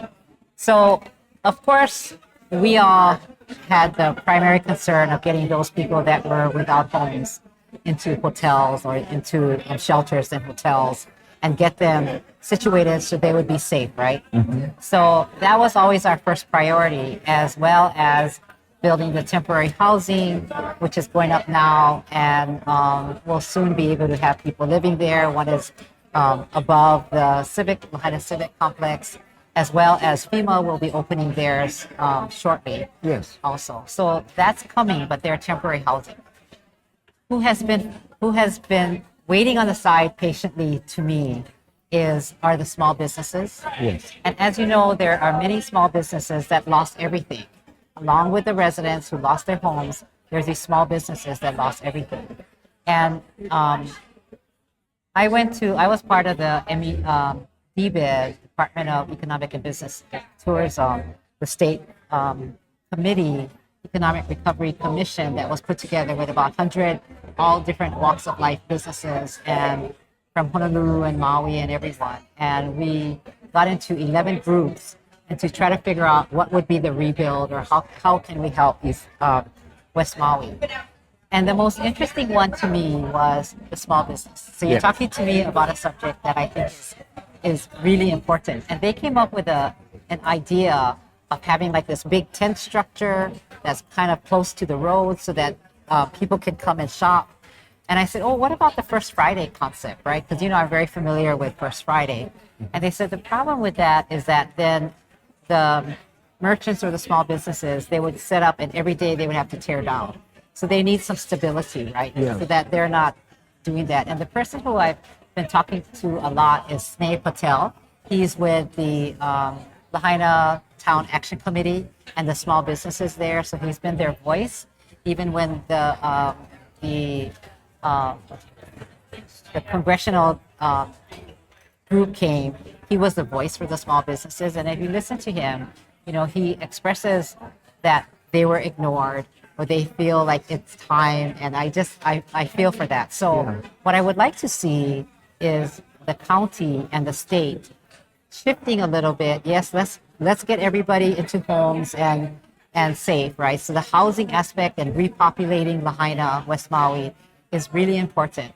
But we need to have the economic development aspect of it. Right. And for example, I want to see if there's a way that we can help the harbors, right? So there is Mala Wharf, which is more recreational, and as well as then we have the West Maui, the Lahaina Harbor. Right. And if there's a way that we could have some commercial activities there, then maybe we can start having more business in Lahaina town. Yeah. But we need to communicate with the residents, and everybody needs to understand what the object is. So we definitely need to start working on that and setting up some meetings and such. Yes. And doing the process, and you're very good at organizing those.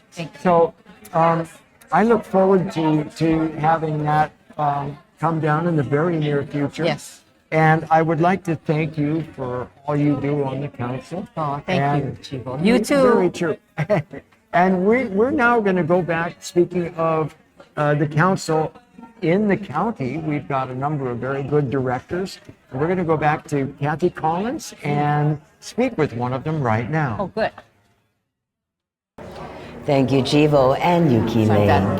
Back in the studio now, we have another County of Maui official. We have the director of the Department of Housing, which is a fairly new department now. Richard Mitchell is joining us, and Cammy will do the interview. Well, thanks, Remy, very much for coming. My pleasure. I know we spoke about 3 or 4 months ago when you were first approved by the County Council. So what have you been doing on this new department for the first 3 months? Well, quite a bit. For the first 3 months, we've focused on finishing our reorganization, trying to fill positions. We have approximately 8 positions, 4 that were part of the bifurcation, and some additional expansion positions we're looking at. And then working through each of the programs to see how we can make them more efficient and work better for the county, as well as we've issued recently an RFP for the Affordable Housing Fund to invite developers to propose projects that would rely on funding from the Affordable Housing Fund. That would become part of our budget as we're coming up to the next budget cycle. And of course, working on our budget among many other things. So very busy, very busy. And obviously, I think when we spoke, you were talking about trying to use county-owned land for some of these projects. Can you explain how that would work and obviously take away some of the biggest expense, which is the cost of land? So one of the new divisions in the department is the Housing and Community Development Division. We're still trying to stand that division up. We have 4 positions that we need to fill in that division, including the division administrator. But the important thing is that division will focus on developing county land. And when you work on county land, and if the land is fully entitled, the cost of the land and the time to entitle the land is removed from what private developers would otherwise need to take care of, and therefore reduce those costs. and then allows them to build at a per unit cost that's much lower because the land is not included and the entitlement is ideally done. And you would lease it to the developer. So that's the objective. And we've been looking at a number of parcels, some that are identified in the Comprehensive Affordable Housing Plan that was done, I think it was 2019, 2020, 21, that region of time. I know that there are two other sort of lists of county properties that we're looking at and trying to evaluate what are the best properties for us to focus on. And where are they on the island? All over. Ideally, we would be picking county parcels in every district on each of our 3 islands. Right, they all need them. Correct. And you also said you wanted to be innovative and some new ideas. So Yes. obviously it's just been 3 months. But what are you looking at, or what ways do you think that the county can be innovative? Well, clearly the biggest opportunity to be innovative is in our new division. That division we're still trying to stand up. The other divisions that we have, the county housing programs and the federal programs, they have a body of work that existed prior to the bifurcation. And so all the innovation, in my opinion, is going to occur in housing and community development because that's where we can accelerate the production. But I hasten to add that production alone doesn't solve the challenge. As the mayor indicated during his moment, meeting with you, that the county has not had a history of building housing units commensurate with demand. Right.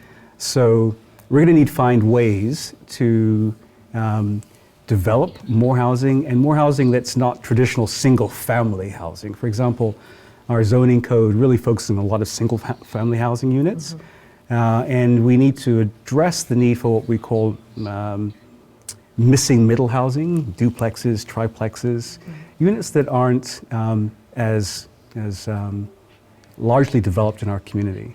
The other thing that we should be looking at, and I think we're doing a good job of that, is taking commercial properties that are underutilized and allowing those commercial properties, such as Queen Kahamanu Center, to change their zoning and then redevelop portions of their development towards multifamily housing.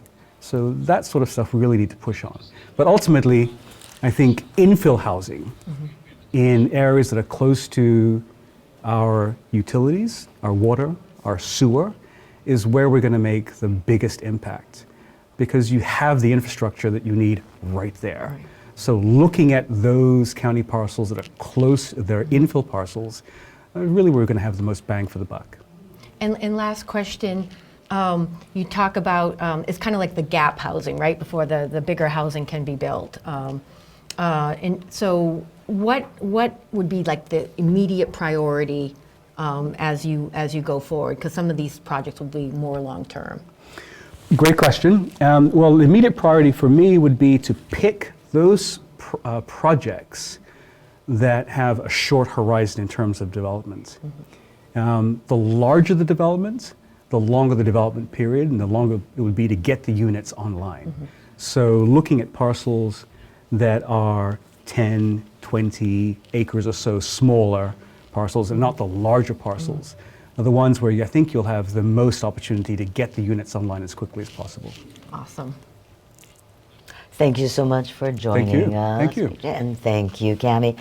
Before we go outside for our next interview with Chivo, I just want to let you know, because I know everybody's been waiting for the local election results.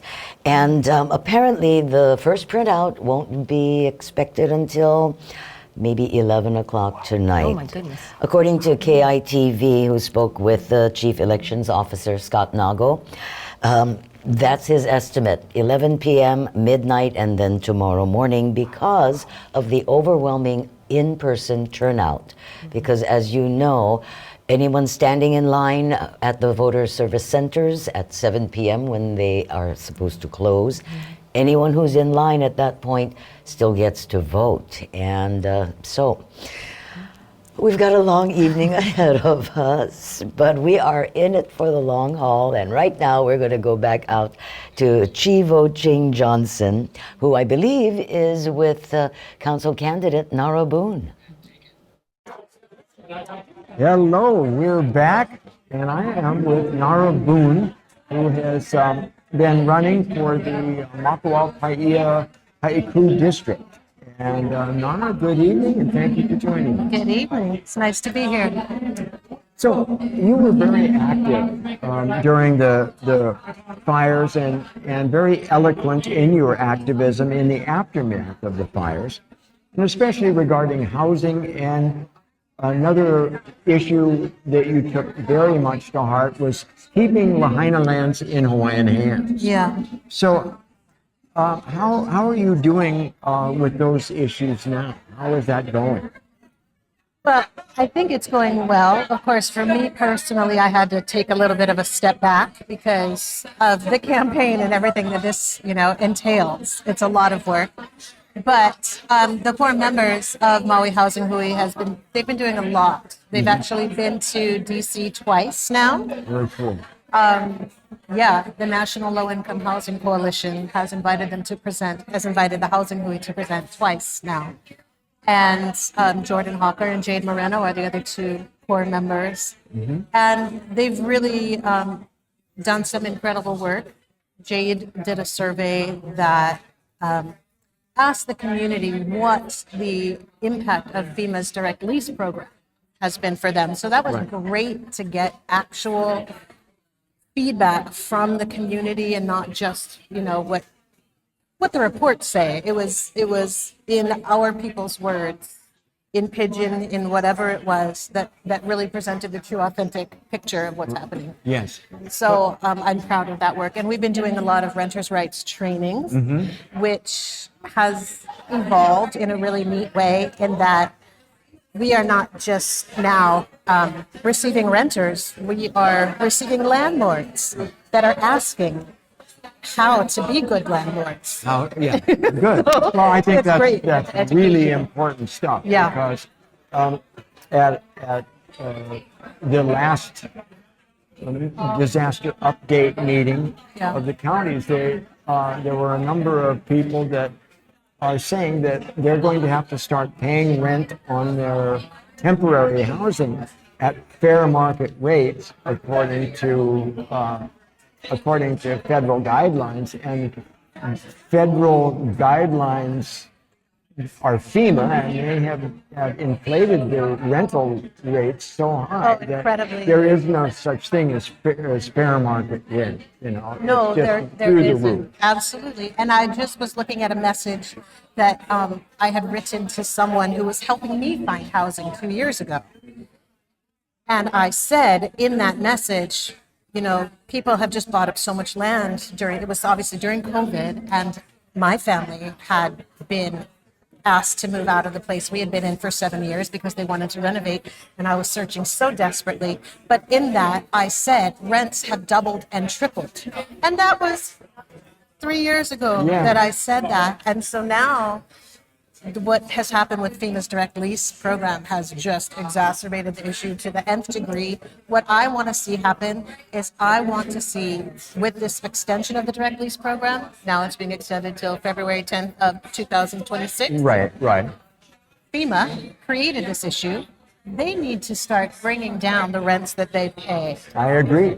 And however they go about it is kind of up to them, but they need to do that. They need to do that. I don't know how they'll go about it, but they must do that. Yes. So that kind of ties into the last question I have for you, and that is, what are your views or hopes for the future of Maui? Well, I want our people housed. There are so many people that are not fire survivors that have been displaced as well.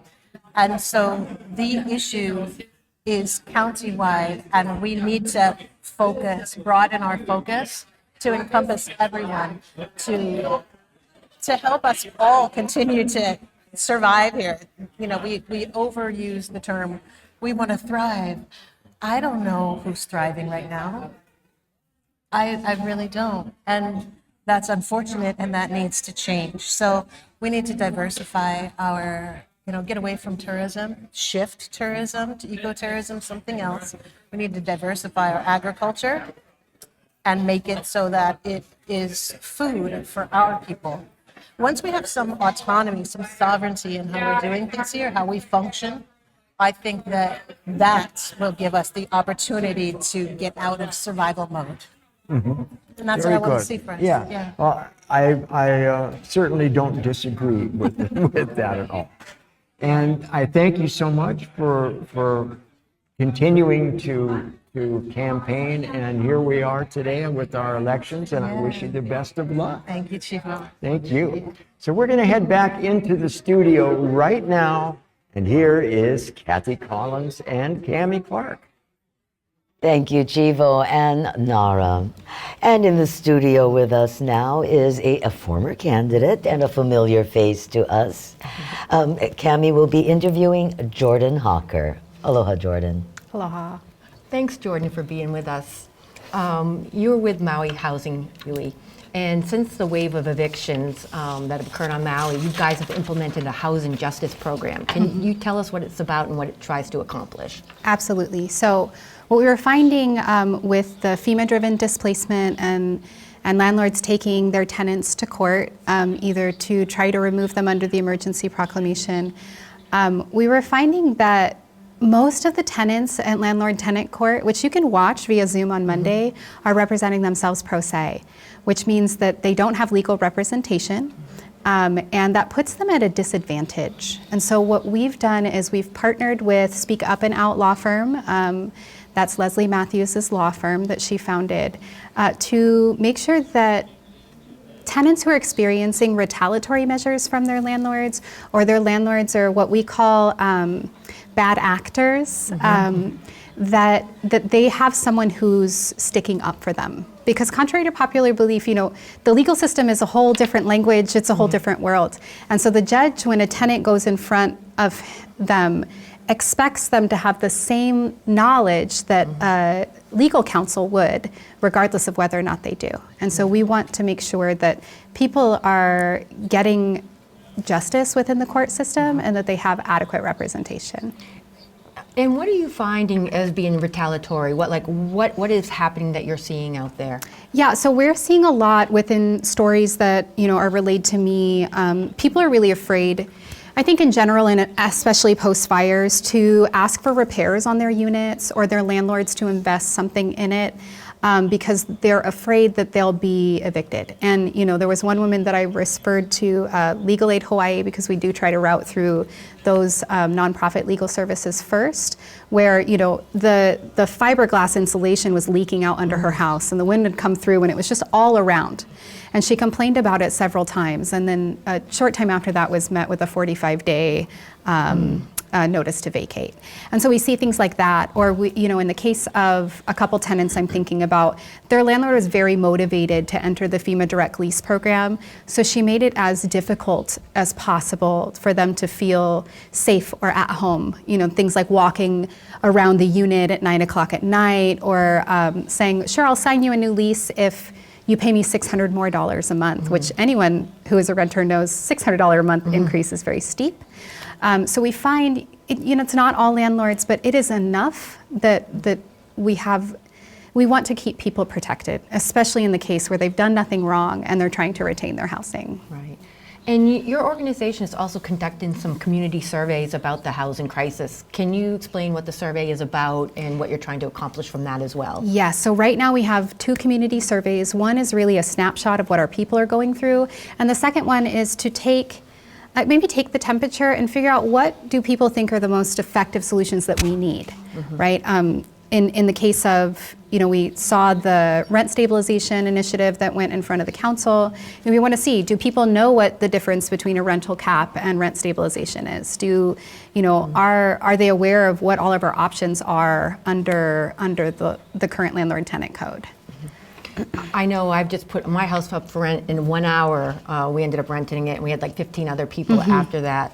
What are you seeing in the rental market, and what can be done, to help people? The FEMA money will dry up, and maybe there will be some, market stabilization. But what are you seeing out there?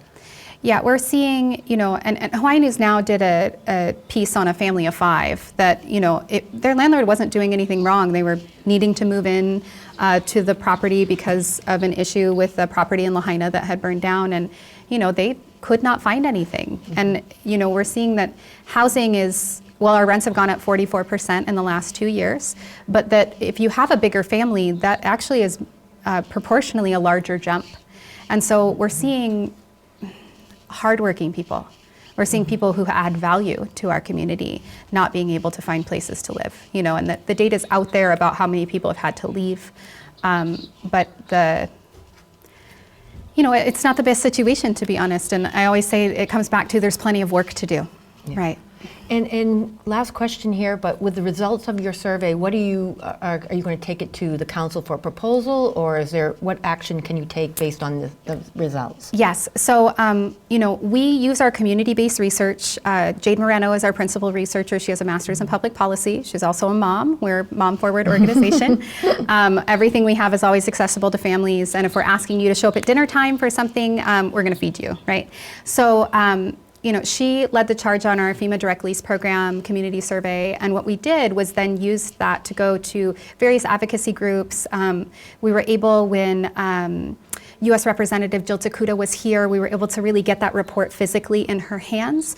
So we used that to legitimize our community voices. And I think the most frustrating part as a grassroots advocacy org dealing with the housing crisis is that it took so long for people to take us seriously.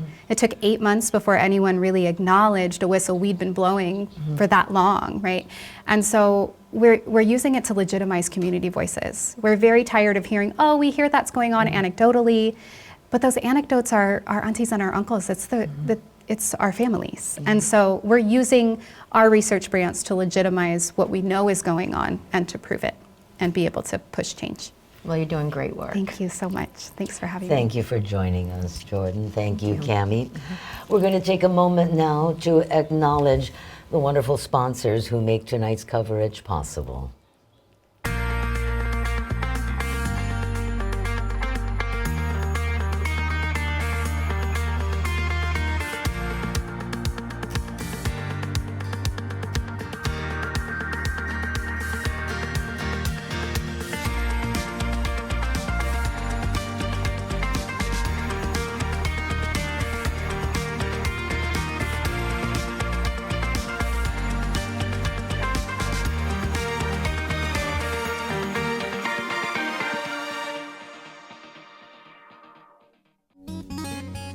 Mahalo to our 2024 general elections title sponsors, Mahi Pono and West Maui Taxpayers Association.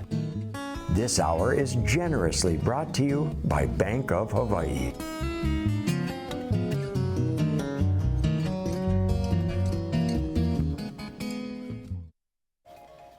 Welcome back to Akaku's coverage of Maui Nui elections 2024.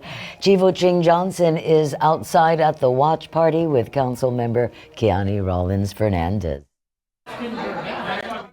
Here we are in the watch party of the decade, and it's my pleasure to be sitting with Keani Rawlins-Fernandez from Molokai. And how are you tonight, and how are you feeling about tonight's election? Oh, it's quite a roller coaster of emotions tonight, but mostly good. I'm happy to be here with my family who's all here and a lot of my friends, and I feel so loved and supported. So mahalo to you all for being here. Good, good. So I would like to kind of jump right into it and ask, you have been described as a pro-environment councilman. So not such a bad thing to be. I love that. But what does that mean to you? And what are your feelings on development? I love that my reputation is pro-environment, aloha aina, until the very last aloha aina, absolutely. Yeah. And what does that mean in terms of development? Yeah.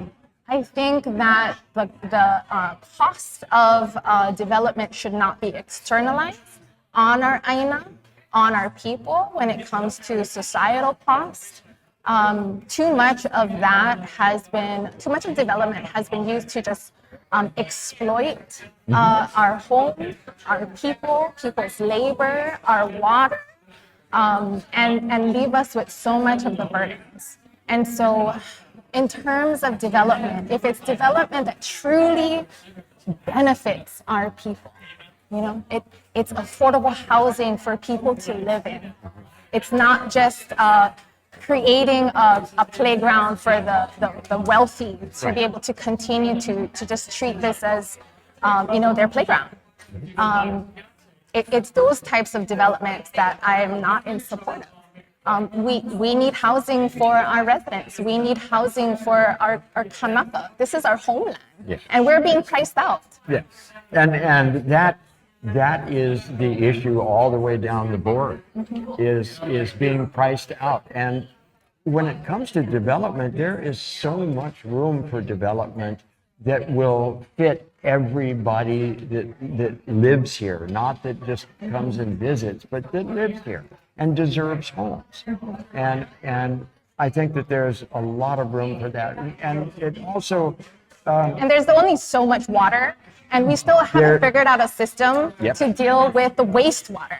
And the wastewater is being injected, killing our reefs, and that is not right. That's not right. And the R1, as a number of you have proven at council, can be used for many, many other good purposes. Rather we need to develop circular systems. Right.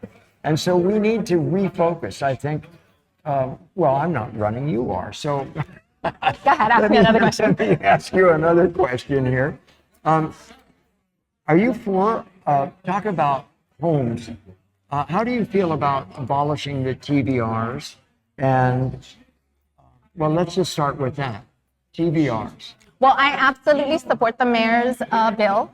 We're going to discuss it soon, I'm sure. The planning department will be transmitting the bill that all three planning commissions supported. Oh, I'm sorry, Lanai had comments, but Molokai supported and Maui supported. And so the bill would phase out transient vacation rentals that are in an apartment district, and I fully support that. We need to correct that system. It was a mistake that was made back in the 80s, and it needs to be fixed. And for those that feel that they should continue to have TVR use, they can come to the council, go through the planning commissions to get that a change in zoning. And if they want to get that use, then they'll go through the process that has always existed from the time of the 70s and 80s. Back in the 70s and 80s. And we might add, I noticed that during the discussions at council, a number of people showed up to testify and complained that the enormous amount of money and wealth that they're going to lose. Yeah. And yet they didn't mention what Where their they bank live? accounts look like after making bank for how many years? Yeah, well, and a lot of those people flew in here just to testify. I think those things need to be taken into consideration because these are not their primary homes. They live somewhere else, and they're using those units as investment properties, and it's taxing our community. It's displacing our people. It's displacing our residents. It's causing the rent to skyrocket. And that is displacing our people. That's right. And we need to work on community cohesion. That's one of my priorities. It always has been, to make sure our community is held together. That's right. And that's why I also support the Lahaina Community Land Trust. And that way we prevent some of the land grabs from happening. And all over. And so on Molokai, my priority is also to support our Molokai Heritage Trust so that, again, we can protect the lands for our people and not for those offshore to profit off of. Right. Absolutely. Enough of that already. It's essential that those shifts in perception are made. Yes, and that's why we need a majority on the council. Yeah. And I would also like to ask you, how do you feel about rent stabilization? I'm for good legislation that'll protect rents. Rents have skyrocketed. It's exorbitant. I understand that, in FEMA helping to, find homes for the fire survivors, it really threw off our systems. And so we're going to have to come back just as bold to really make our rents affordable for our people again. Absolutely. We've got to reverse that trend because right now there are so many people that are being rented a temporary home and they're still paying a mortgage and the rents are just like through the roof. It's just unconscionable. So I wish you the best of luck tonight. I hate to bring our conversation to an end, but the show must go on. Thank you, Keani. Mahalo Akaku for hosting tonight, and whatever the problem, community is the answer, and that's why we need to keep community together. So mahalo, Chivo. Thank you. Back to you, Kathy. Mahalo, Chivo and Keani. Back to you. We have another Zoom interview, and I am positive everything will go well this time around. Congresswoman Jill Tokuda joins us via Zoom. Aloha, Congresswoman. Aloha, thanks for having me. Thanks so much, Jill.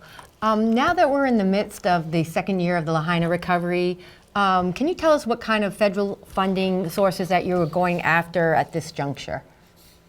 You know, I think even before, as I mentioned to you folks before, even before we left for the October recess, was really focused on making sure that we could get disaster funding replenished. As we just saw in the last few weeks, SBA running out of money. This is absolutely unacceptable. Whether it's FEMA, whether it's SBA, whether it's HUD, EPA, all of our federal agencies need to be able to have the resources to be able to provide support to our communities that have suffered from disaster.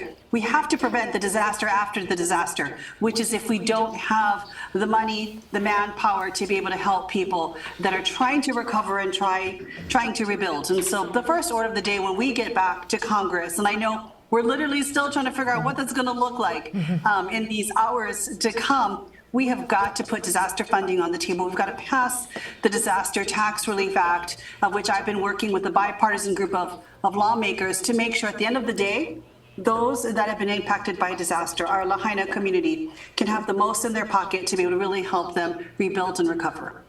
How concerned are you watching the returns come in, what the landscape will be like depending on who ends up with president and, you know, and who ends up in control of both parties, both legislative branches? You know, it's not the night or the returns that I thought we'd be seeing right now, obviously. We really cannot have a trifecta. This country, our state cannot afford to have a trifecta in terms of one party having dominance over the United States Senate, the House, and the presidency. And so it's really coming down right now, as we can see it, to the House. We've got to flip the majority to a Democratic majority, and so that we can hold people accountable. At the end of the day, making sure that it's not about the political divisiveness that we've seen over the last 2 years with Republican control over Congress, but actually focus on getting things done for our people. That is so absolutely critical, especially given where we are right now with our Maui community.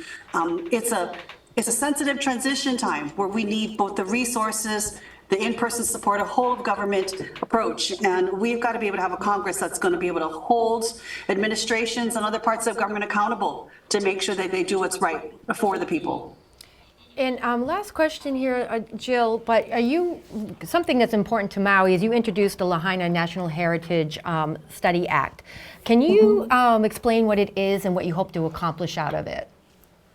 You know, the first thing to understand with the heritage area designation is that it does not limit any kind of public or private development rights. I know there is a concern, will we be limited in ways that are often put in place from historic preservation kind of protections and whatnot. This honestly puts it on the map that Lahaina, first and foremost, is an area of historical, cultural, and ecological importance. And we know that that is in fact the case. Makes it one of literally only a handful of places across the country to have that designation. Being able to access literally on average $1 million of match money that can go towards education, outreach, and other types of improvements for the area to really be able to, again, showcase, protect, and preserve and perpetuate the historic and cultural nature of this particular area. And so it does start first with a study because we want to make sure community groups are consulted, you know, the metes and bounds are defined. the hope for this area is, determined as a vision from the community. And so the study is first and foremost important. I would love to be able to see this passed by the end of this year so we can actually engage in that over the next year or two going forward in terms of the study, and then actually potentially have the very first National Heritage Area in Hawaii designated as Lahaina. Right now, we don't have any designated in our state. There is a study that's been put up a few years ago by Representative Ed Case and a point, but I do think the urgency, the moment we're in now, would really make this a special thing if we could have Lahaina designated as Hawaii's first National Heritage Area. Thank you. Thank you so much for joining us, Jill. Appreciate your taking the time.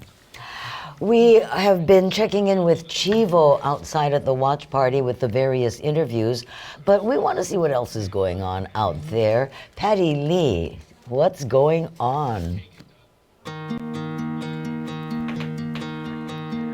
Aloha, I'm Patty Lee, and I'm here at Akaku 333 Dairy Road for the live election coverage and watch party. It's really exciting. We're watching the coverage. We've got free pizza. I have a You should suggestion be for the here. next Come on down. Zoom. Is it possible to switch? Everyone's watching the election coverage on the big screen over here at Maui Wowies, and pretty excited, enjoying some really good food. You should be here as well. Come on down, and then you can enjoy the party afterwards. We've got free pizza down here at 333 Dairy Road at Akaku for the live election coverage and watch party. Come on down and take a look. It looks like we have 3 different kinds of pizzas here. Is that right? Correct. We've got flatbread is donated pizza, Domino's, and Round Table.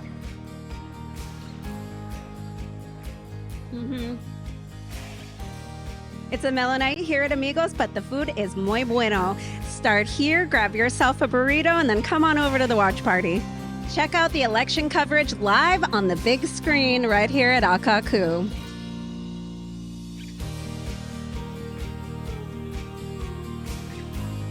So what brings you to the watch party tonight? The fact that I know a lot of people here, and every year they do this, plus there's free food.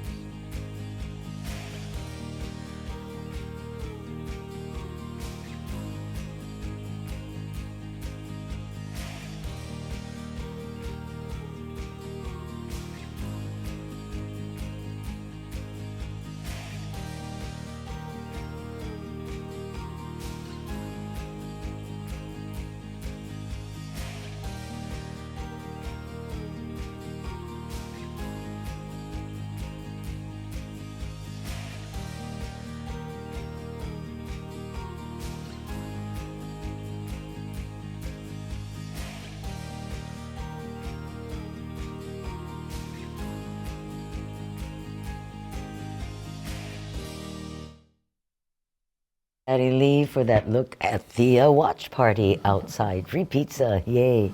Associated Press just now reporting that former President Trump has now 267 electoral votes.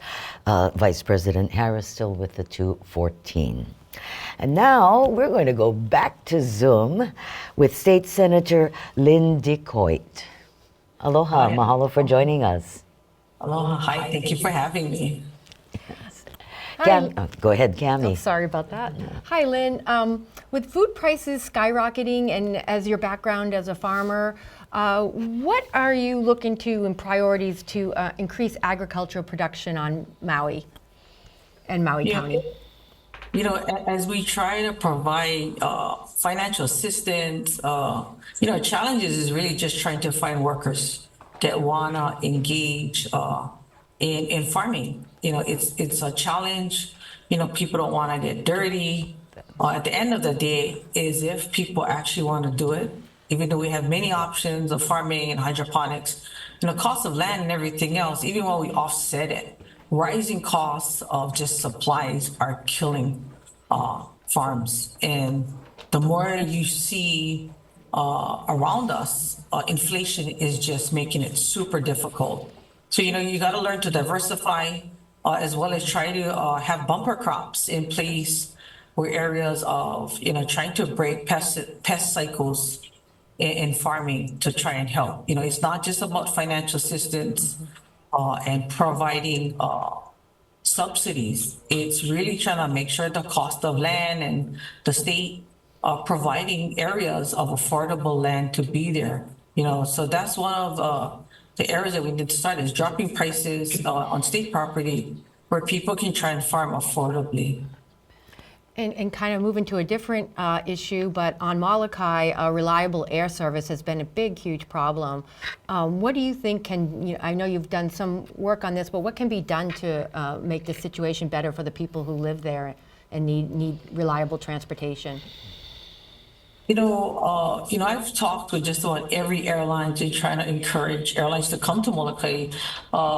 2 years ago, put in some financial assistance, $1 million subsidy that would allow for other airlines to come into Molokai affordably. We were challenged with people not being able to understand that legislation was there to attract other airlines. It wasn't to be given to Mokulele. It was the State Department managing those funds. So, that would have helped, but that legislation died in the House. It needed support from the House. And if you can't get that support, or we're not looking at other options of other airlines literally saying, they don't like corporate. The island doesn't like corporate. We are corporate airlines. It's making it really difficult. There's a ferry that has been proposed also on Molokai. There's also a sea glider. Again, these are challenges in environmental issues, sea gliders that will have the potential to be landing in areas that are diving and fishing grounds for many people here on Molokai. Those are options, but it's whether or not the community will embrace those options. And again, the community of Molokai needs to also speak up. So we also have funding we put in to assist with medical transportation. Again, this will come out where Lanai and Molokai will have an opportunity to prioritize that funds could be used to also try and attract other airlines or charter airlines that are willing to take medical patients that are having appointments on the neighbor islands. But again, it will be prioritized based on the community's priorities and not government themselves. Thank you so much.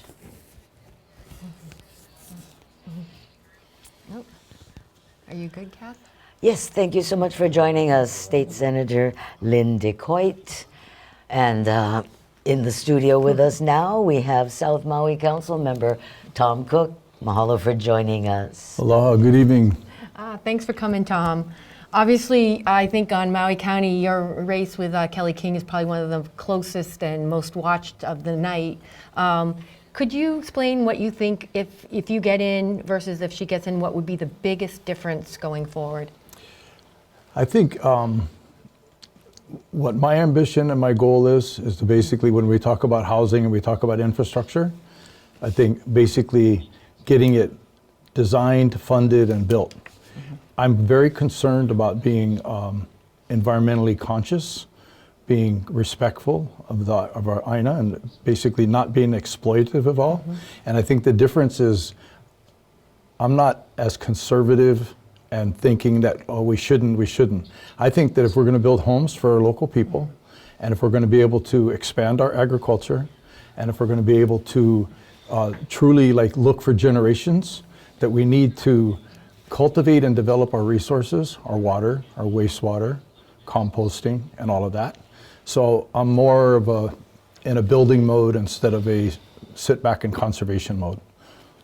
And some people are concerned. I mean, you've raised a ton of money, $170,000 more than, I think almost $100,000 more than almost anyone else. So kudos to you for your campaign funding. But with big money comes concerns about influence. So what would you say to people that you do have concerns on the environment and would develop responsibly? I'm really glad you asked that question. That is sort of the burning thing, and it's there's the assumption. And it maps back to money will buy influence. Okay, one of the beautiful things about Maui, we have a very small community, and I know it happens on Oahu. I know it happens in other areas.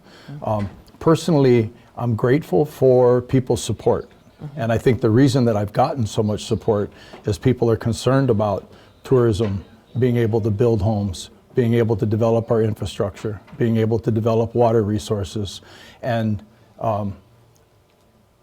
they recognize that I have the skill sets and the ability to work with the developers, to work with the government, to work with the financial people, to work with the insurance people. And nothing's going to happen so quickly that it isn't transparent and that people won't see what's going on. So I understand why people may be concerned, but to me, I look at it the other side. Why are people so supportive of me?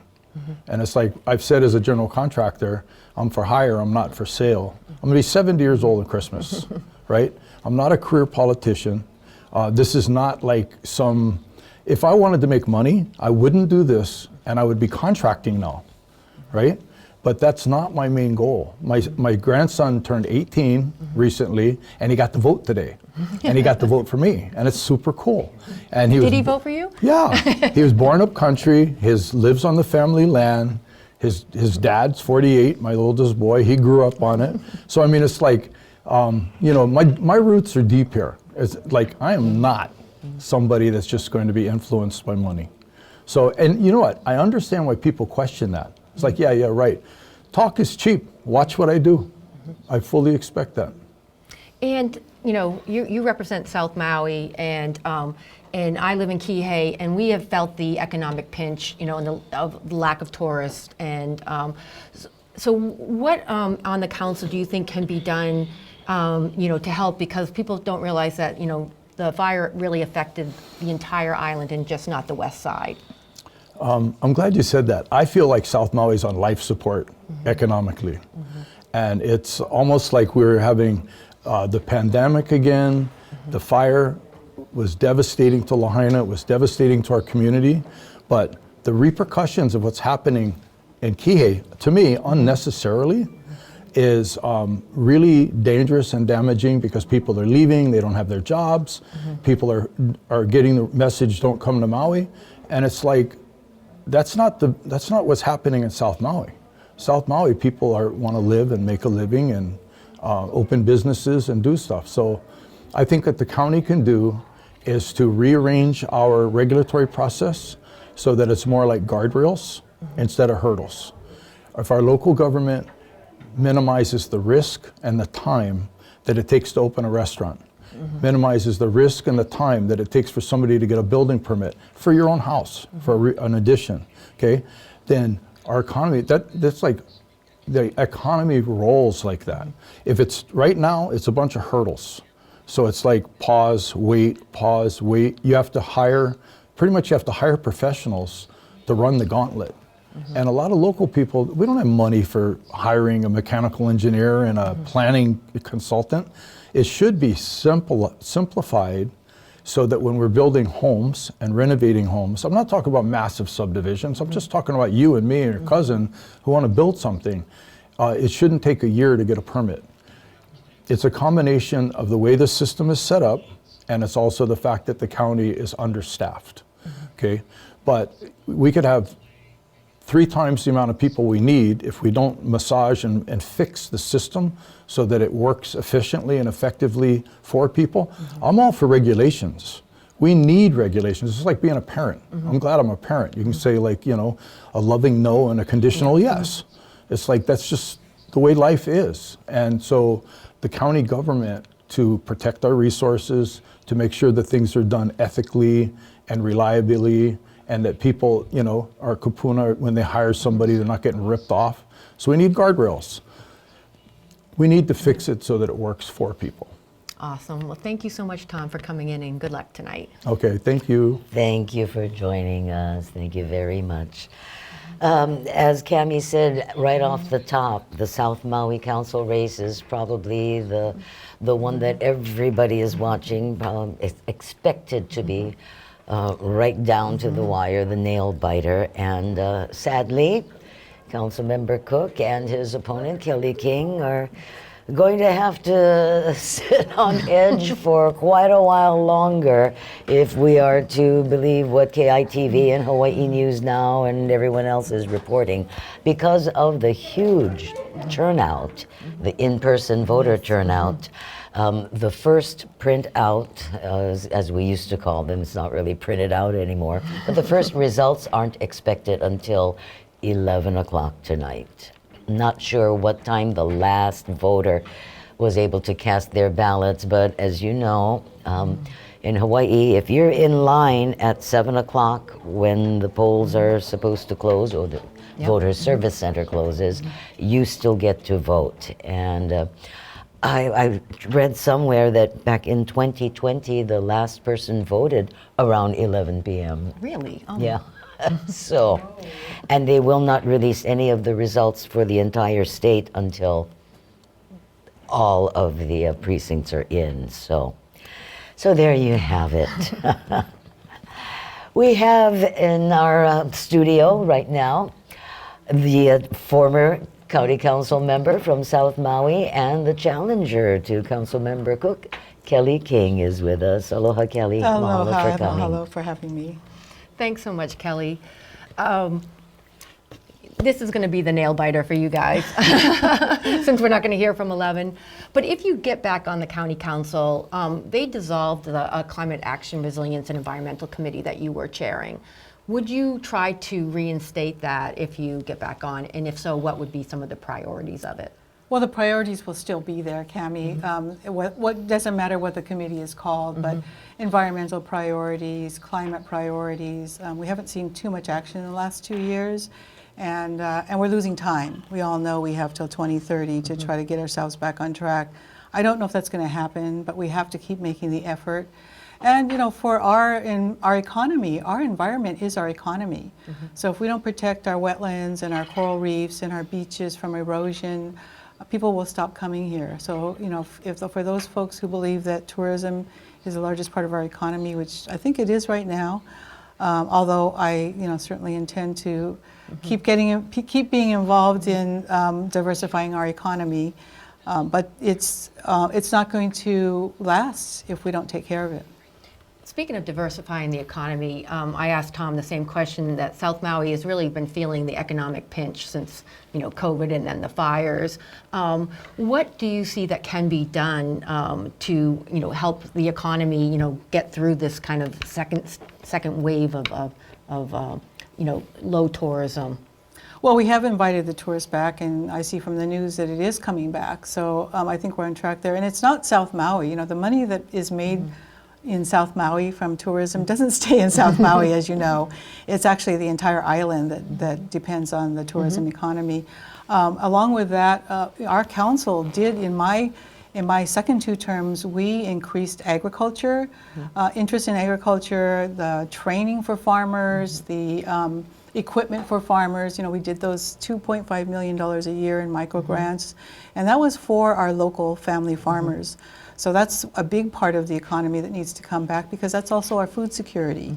But we also need to look at technology. We need to shore up our first responders, our health industry, our teachers, even though that's a state industry. All our kids live in the county.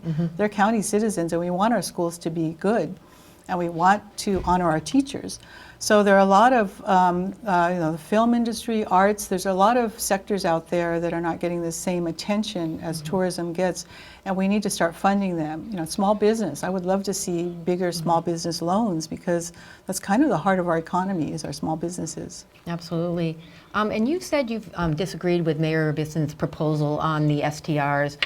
Can you explain what you would like to see done, because there's obviously a housing crisis, and it could help in some capacity? Well, it helps a little bit, but there aren't a whole lot of those condos that actually can house local people. I mean, they all have one parking spot. They are not really set up for families to live in.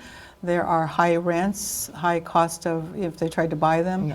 HOA fees, the insurance has gone up, as everybody knows. So I'm not sure how many of those units are actually appropriate for local families. And I don't think it's good to pass a blanket conversion like that. There are also a lot of local families who depend on the condos that they own for their income, and there are a lot of local businesses that are supported by those units. Now, I think that we need to go through some of the buildings that are being mentioned on the west side and the south side and see which ones are appropriate. And I know from being on the Kihei Community Association Board of Directors that we have a lot of shoreline condos in South Maui that are not in good condition, that need millions of dollars of repair. And I really think it's incumbent upon the county to look at some of those units that we might be able to buy and fix up, and then we can control the rent on those that way. I mean, we need to do some rent stabilization in this county. It's just incredible that people are telling me they're renting a 2-bedroom apartment for $4,000 a month. That is not sustainable. So there's a balance that needs to be happening. And first we need, I was disappointed to see the council farm it out as a RFP study. I think what they need to do is a TIG, which is a temporary investigative group, that can actually put together a plan for how to go through the units in South Maui and West Maui and figure out which ones and how many are appropriate. Now, there's something like 7,000 total units between West Maui and South Maui. 4,800 are in South Maui, and yet the planning department has only predicted maybe 1,700 at the most new residents in the next 10 years for South Maui. So it doesn't even make sense that we would convert all of those units. In terms of building housing, what do you see as a priority in that vein? With taking into consideration our water issues. 100% affordable. And during my 3 terms, I was able to get 6 or 7 projects started, 3 of them completed, 100% affordable. And 2 of them I'm very proud of for South Maui. There were 2 in West Maui that the same developer did, but the 2 affordable rental projects in South Maui were completed during my terms. 2.5 years for the first project. That's like breakneck speed for Maui County. And we had people moving in for less than $600 for a 2-bedroom apartment. So I have gotten affordable housing done in my community and other communities. I'm not waiting till next year. I hit the ground running. And that we had the housing director in here, Remy Mitchell, and he was talking about some of the ways that they could cut costs down by using county-owned land. Is that something that you would, obviously? Yes, absolutely. I proposed in my first term that we use some of those 52 units that we got at Maui Lani from Alan Arakawa's lawsuit issue from previous to my term on the council, that we should RFP those units, those lots out to an affordable developer to put affordable housing on. And I was told by the council back then, and I was in the minority, we don't put affordable housing on golf courses. That's just the land's too valuable. And so my reaction was, too valuable. A person's value is not their income. A person's value is who they are in the community, what they contribute, have they lived here a long time. And so that was a hard thing for me to hear. But in the meantime, once I got into, we had the majority on the council, we were able to get through some projects that, the second affordable rental project in South Maui was above a golf course with ocean views. I was literally tearing up when I went to the groundbreaking for that, because these are people making maybe $30,000 a year that are going to be able to live affordably and have an ocean view. This is what local people should, deserve. Well, awesome. Well, good luck tonight. All right. Thank you very much. Thank you so much for joining us, Kelly. We are going to another interview via Zoom this time, and Cammy will be speaking with the Water Department Director, John Stufflebean. Good evening.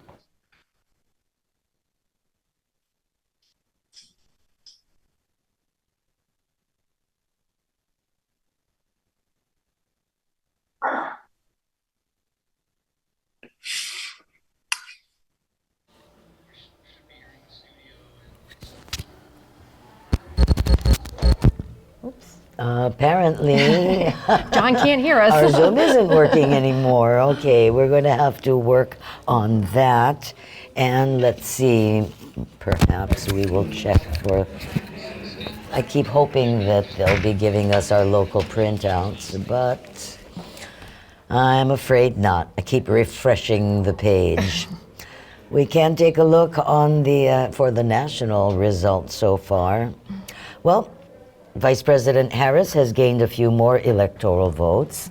She now stands at 224, and former President Trump with 267, and as I'm sure everyone is well aware, 270 votes are needed to win the Electoral College votes. Now, I'm being told that the Zoom is working again, so let's give it a try. Are you there? Can you hear us, John? Yes, I can hear you. Oh, yay, we can hear you too. All right, very good. Well, thanks for being with us, John. As everybody knows, Maui's had a long time problem with adequate water supply, but a lot of people don't understand why. Could you explain what the situation is? Sure, and we're really focusing on getting additional water for affordable housing. That is the focus. And for many decades, the water has been basically transported around the island from the wet side of the island, where we get a lot of rain, to the drier sides of the island. And now what's happened is now by a requirement that that water be left in the streams for cultural and ecological purposes. And so there's just kind of less water coming around the mountain. That's one thing. The second thing is that the other place we get our water is from wells, and many of the aquifers are really at capacity.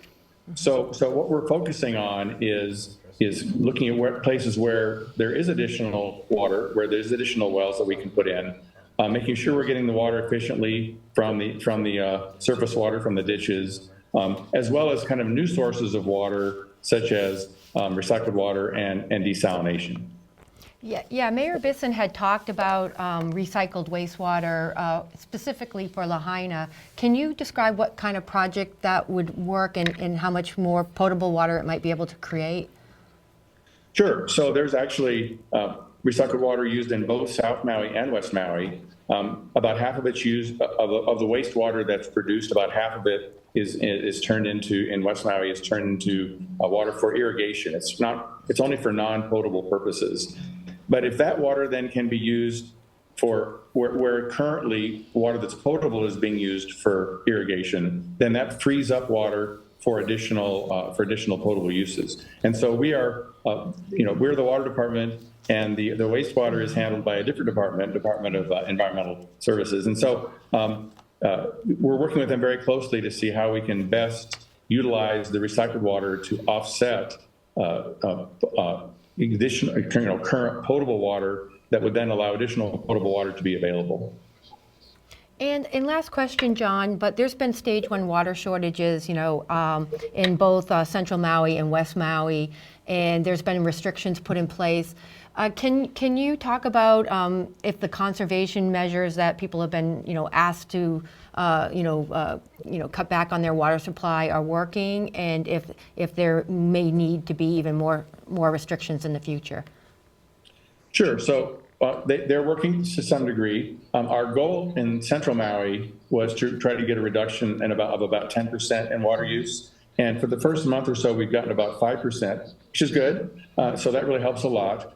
We do need people to do some more. It would be very helpful. But what really happened in Central Maui was that there's a certain supply that's available, and the demand grew and finally reached the point where the demand was equal to the reliable supply. So while we do work on, are currently working to get additional sources, we do need people to conserve. Great. Well, thank you so much for joining us tonight. Sure, my pleasure. Thank you. Mahalo, John.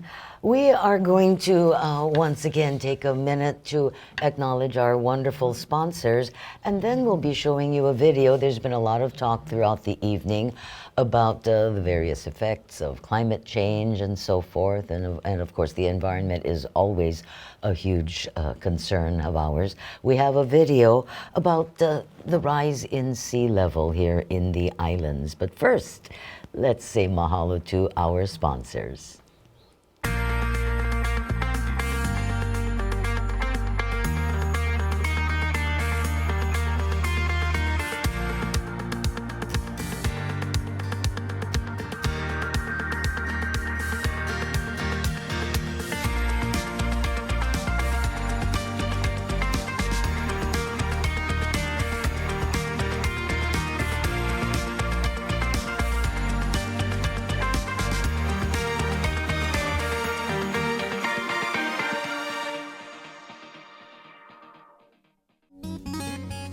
Mahalo to our 2024 general elections title sponsors, Mahi Pono and West Maui Taxpayers Association. This hour is generously brought to you by Bank of Hawaii.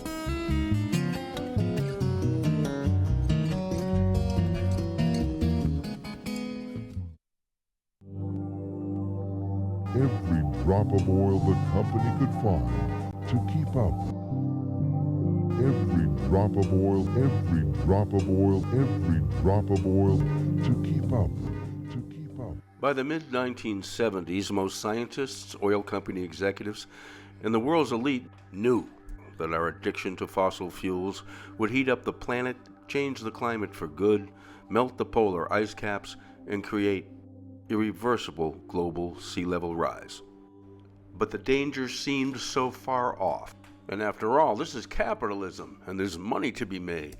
It's almost impossible to contemplate a Maui without its golden goose, its magnificent beaches. But the ocean is coming for us just the same. The ocean is expected to rise by at least 3.2 feet over the next century. A new state law requires real estate sellers to disclose if a property will become underwater. But the new disclosure rule makes it mandatory and defines which properties are expected to be destroyed or damaged by sea level rise. Tell that to the woman living on the South Molokai coast whose property is already under 3 feet of water.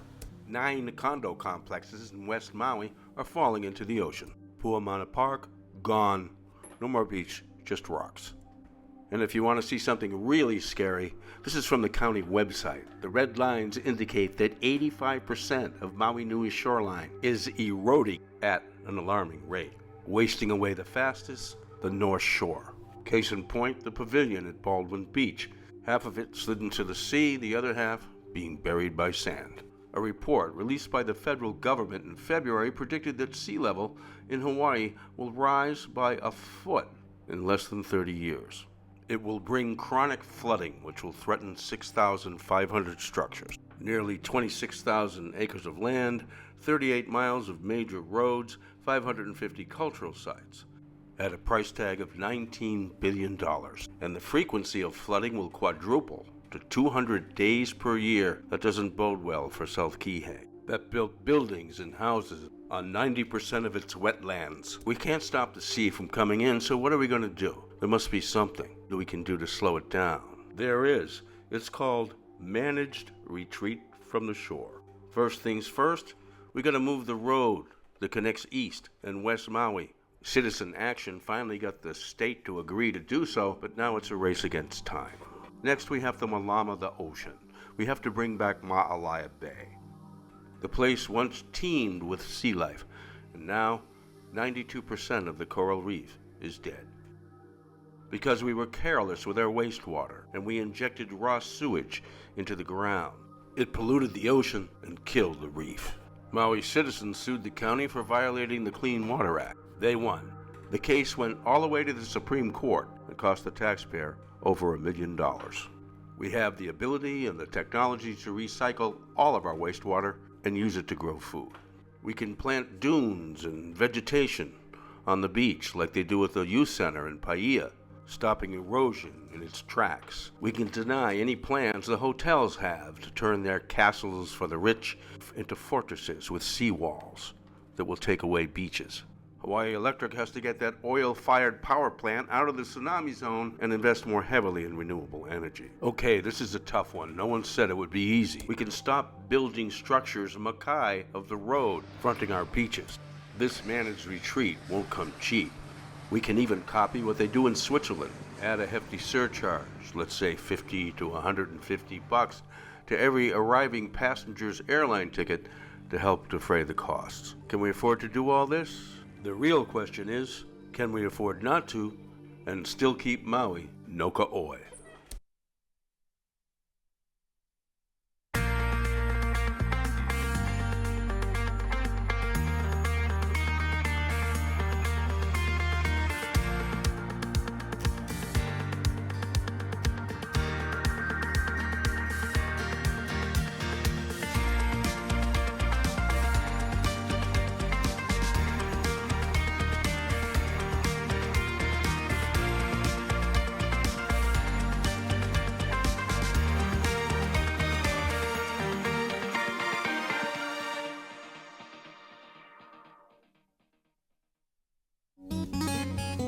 Mahalo to our 2024 general elections title sponsors, West Maui Taxpayers Association and Mahi Pono.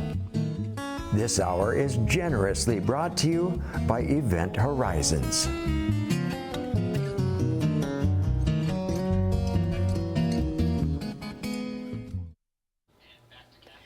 Welcome back to Akaku's coverage of Maui Nui elections 2024. First printout not expected for another hour at least, but we've got lots of stuff going on here in the studio and at our watch party outside. Chivo Ching-Johnson has candidate Jocelyn Cruz with him, who is challenging Yuki Sugimura. And that is absolutely correct. And Kathy, you keep killing me with those hour waits for the next printout. I'm amazed. But we have Jocelyn, as Kathy just mentioned. And Jocelyn, this is your first time running that we have ever seen, that you have ever seen this side of life. And running for the first time, what did you think your campaign has accomplished? Or what do you think your campaign has accomplished? I think what I feel most accomplished about is the amount that I've learned and the people that I've met. I'm so inspired, and I told you, relieved by how many amazing people I've met in our community that are doing such incredible things. So there's plenty of problems here, but there's so many solutions. You know, I learned about the Maui Island Plan, the Maui County Comprehensive Affordable Housing Plan, and then just so many people in the private sector getting together and writing legislation, doing amazing things like the Hawaii Farmers Union. Yeah. So I'm so grateful that I was able to meet all these people and become inspired and feel relieved and grateful. Yeah. Yeah, and there is an empowerment that you find when you engage the community. Definitely. With a willingness to help and an interest in serving the greater good. Absolutely. And I think that is really a win-win for any candidate. I agree. Yeah. I think community is a different kind of currency, and I would argue the most valuable type of currency. Yeah, very good. And what have you learned about Maui that you didn't know before this election? I had no idea about the Maui Island Plan, and I had no idea about the Maui County Comprehensive Affordable Housing Plan, and just all the solutions that are listed in there. It would be so beneficial for us to start enacting a lot of those. And, you know, I hope we get some really good candidates in there that are willing to back the people and support us so that we can make really impactful, positive change. But also all of us in the private sector. I'm an everyday person. I don't have formal training or education in politics. So it's the more that we stand up for ourselves, the more difference we're all going to make. Yeah. Yeah. So do you plan, if you don't get elected this first time out, do you plan to run again? There's a strong possibility that I will, but I'm also, like I said, I'm so inspired with what we can do in the private sector. So in the event that I don't get in, the mission remains the same. You know, food sovereignty, our water allocation and distribution going back to the people, and affordable housing. These are changes that we can make in the community with each other. We just have to begin collaborating a lot more and working together, and we'll be unstoppable if we do that. Yeah. So before we go back to the studio, what will you do in the meantime if you don't get elected but you decide that you'll run for something in the future? What will you do in the meanwhile? In the meantime, I work on an amazing farm, and we had Common Ground Collective out today. They collected, I want to say probably 50 to 60 pounds of ulu. So the mission remains the same. Food sovereignty and feeding our community are my top priorities. So that's what I'll be doing. Very cool. Well, thank you so much for all you have done and for joining us tonight. I appreciate you. Thank you so much. Thank you. And back to the studio with Cammy and Kathy. Thank you so much, Chivo. We are back in the studio, and with us now is Maui Food Bank Director, Lisa Paulson. Cammy, Lisa, thank you for joining us, Lisa. Yeah, thanks. It's great to be here. Awesome. Well, you've been only on the job for about 3 months. I understand you have some exciting advocacy programs that you are starting. Can you tell us about them? Yeah, absolutely. Since the fires, we've seen our distributions go up by triple. We were providing 65% more to our neighbors, is who we call the community. And we're going to be working closely with our partners in proposing a farm to families bill that will support our local farmers, in turn in assisting us in getting fresh produce to our families.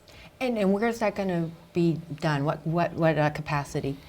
So we're going to present that to the state legislature. We're going to be looking for supporters and working with them, in addition to working with them on increasing, getting rid of the net income on SNAP and providing universal meals in our schools, which is incredibly important. Right. Obviously, after the fires, the need went up, but is it been a sustainable thing, or are you seeing the need go up or down, or? Yeah, so, prior to the fires, we were distributing about 250,000 pounds a month. We're now doing 800,000 pounds a month. Oh, wow. And of that, about 170,000 pounds is fresh produce for our community. We are actually seeing it stabilize, not going down, not going up. We are concerned about, our current economic conditions, and we want to be prepared to provide for our community. Are the donations keeping up, or are you going to have to go out for other kinds of funding to keep this kind of network going? Yeah. So, we're going to have to keep fundraising strong. We're also going to be looking at building a new facility, so we'll be going into a capital campaign. All of these are to be better prepared to serve the community, especially for disaster response as well. And you say a new facility, what type? A bigger warehouse, a new location? Yeah, so we're in a design phase, and we're looking, but we're looking at building from the ground up, a brand new warehouse facility with some administrative offices attached to it. We're going to be going out to the community and asking them too, what do they see? So it may have a commercial kitchen in there, it may have a community garden. I mean, it's just really whatever the community and our stakeholders think would be good to have with our new warehouse. We'll be looking at the whole gamut. And you had a lot of volunteers, I know, right after the fires and things. Are you able to keep that up? And and what are your biggest needs going forward now? Yeah, our volunteers are our heart and soul. We wouldn't be able to do all that we do without all of our partners. We have 171 partners throughout the county that assist us with getting food to our community. We don't need the extreme level that we had in the after, right after the recovery, but we will be looking at our partners and our community to help us with our capital campaign and providing us to get to that place where we can provide even in a greater level and again with disasters when we do have the next disaster and be ready. Hopefully not for a while, right? Yes, but we want to be prepared. Absolutely. Well, thank you so much for all you do, Lisa. Thank you. Thank you for joining us, Lisa. Okay, thank you guys. Have a great evening. You too. We still have no results to report for you statewide, although we can tell you that Hawaii did go for Vice President Harris. Yay. No surprise there. And we only have, 4 electoral votes, I believe. So far, it still stands, according to AP, with former President Trump having 267 electoral votes and Vice President Harris with 224, 270 needed in order to win the presidency. But we have another wonderful interview from the County of Maui Sustainability Specialist Joshua Cooper. Thanks for coming, Josh. Aloha, great to be here. Good. You guys launched a Mayor Sustainability Series. Can you tell us what you learned from that and what you are going to use it for? Yeah, so we launched the Mayor's Sustainability Speaker Series to really bring international, national, and local experts to be able to share the most important issues that we're facing in our islands. We started out with the National Climate Assessment, and we did that for 2 months, bringing in half a dozen, really the authors of those studies, looking at Hawaii specifically and the Pacific. So it was great to be able to see what they've identified on mitigation, adaptation, as well as on resilience. But then we also continued bringing in the main climate scientologist, the main person on climate who was being able to share, Dr. Chip Fletcher. He was able to then look at some of the shoreline erosion issues, look at what we're really facing. And by knowing exactly what is coming up, it allows us to then forecast, to have some foresight, to then focus on prevention and look at what we can do in advance and not wait till negative things happen. So he was amazing. Also, Chip Fletcher, beyond Chip Fletcher, we had Jeff Michalina, who's with the Hawaii Executive Collaboration, bringing public and private people together to focus on solutions that really do see what is possible and how we can come together. And then we've most recently been really taking more of a culture-centered approach, bringing in a psychologist from Samoa and Aotearoa to share their perspective of how they were dealing with climate, some of the things they faced so far throughout Oceania, because the climate crisis isn't something that'll happen one day in the future. We, of course, see it already happening here every day, and we're on the front lines. So we think that's important. Then we've also been bringing in a lot of youth. At the Festival of Pacific Arts and Culture, we had people from 28 countries visit Maui. So we had our own small Festival of the Pacific Arts and Culture. And then the musicians came, so it was more of an arts and culture approach to climate adaptation and mitigation. And then most recently, we're able to bring in Chief Joseph Alphonse, who actually shared with us their model of what they did in the Chilcotin Nation as they were facing wildfires as well. And that was actually a really good exchange between leaders from Lahaina and leaders from the Chilcotin Nation, even looking at exchange for if we could be receiving their wood for looking at housing and coordinating along those ways, but really an indigenous model. And then we hosted Greenpeace here on the 1-year commemoration. So we had the Oceans Director, and they were sharing with us some of the major issues, the Global Plastics Treaty, because it's not something that we can just recycle all the way out of here, but to look upstream on making sure we don't produce more. And then also looking at deep seabed mining, which is really probably one of the most important moral issues where we could prevent something with the precautionary principle and a moratorium. And then most recently, we were also looking with them at the important issues here in Hawaii, and we actually hosted the state of Hawaii legislature on the ship to look at upcoming bills that we could go forward with.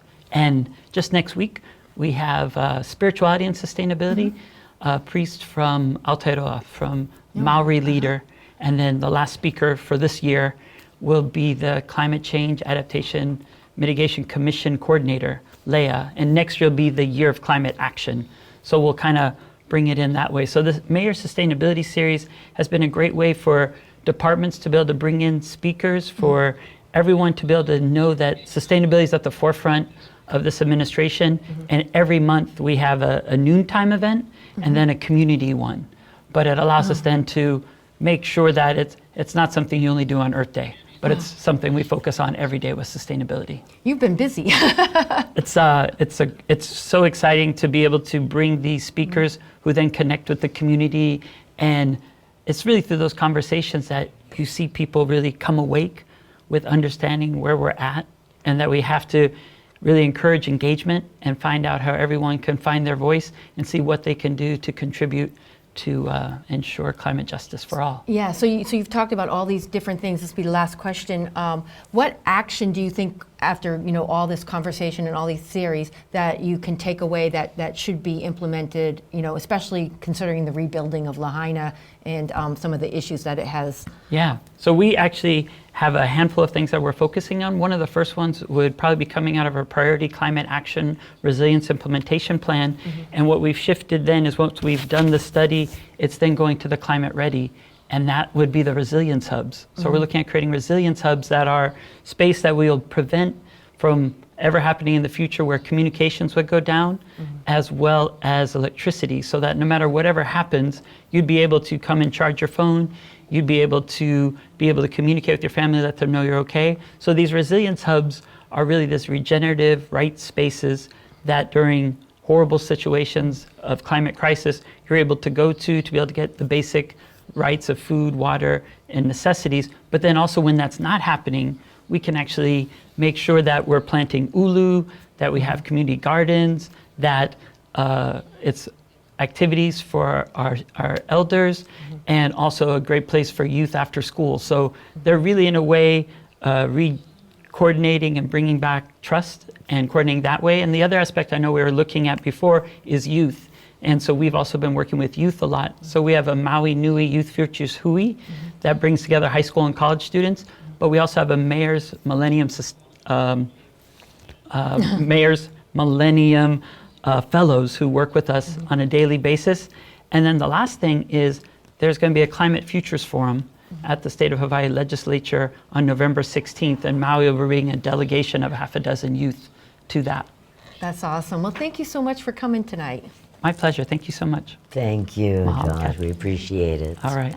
We're going to check outside now with Chivo Ching-Johnson, who has with him Trevor Hansen of Maui Christian Church. Thank you, Kathy.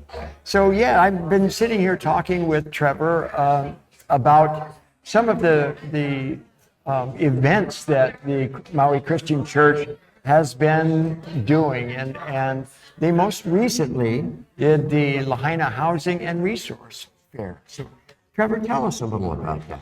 Yeah, so this actually past weekend, we had about 40 different partner organizations come together to serve people who've been affected by the fires in Lahaina. This runs from permitting companies. We had 4-Leaf there. We had construction companies, nonprofits.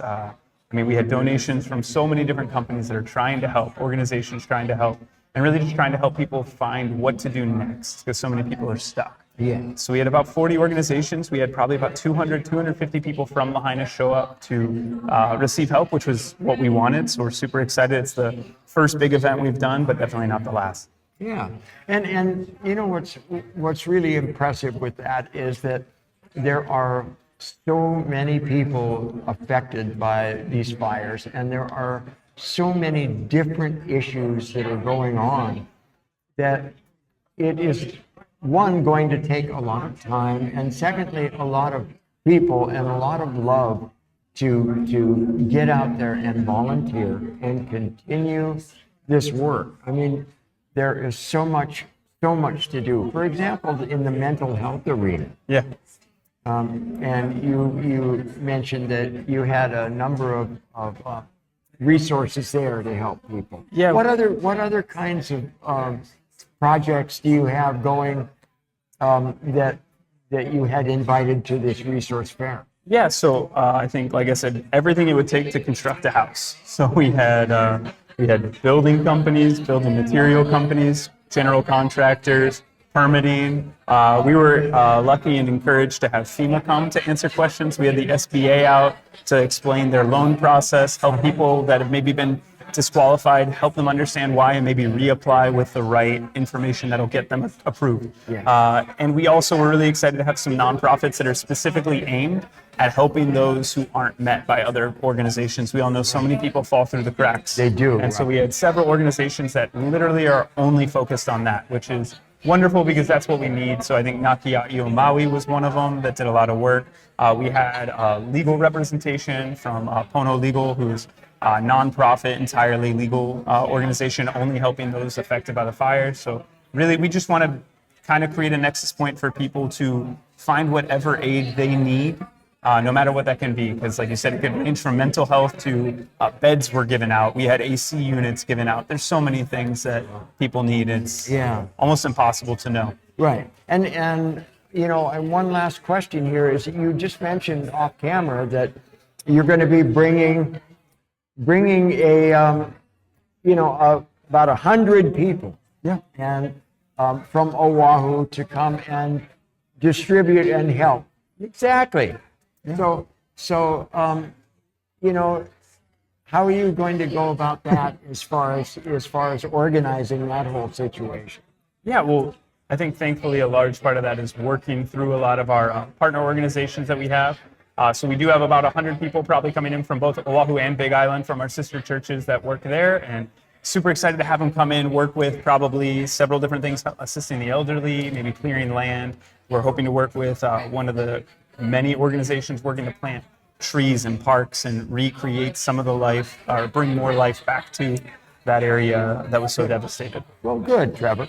So I have about 12 more questions for you, but I'm not going to ask them because we need to go back inside the studio. Sounds good. So I will thank you so much for all you do. Thank you. Thank you very much, Chivo and Trevor. We're back in the studio with another interview guest who knows a lot about sustainability as well. Cammy will be interviewing Autumn Ness. Welcome, Autumn. Aloha, everybody. Aloha. Hi. Thank you for coming. Thanks for having me.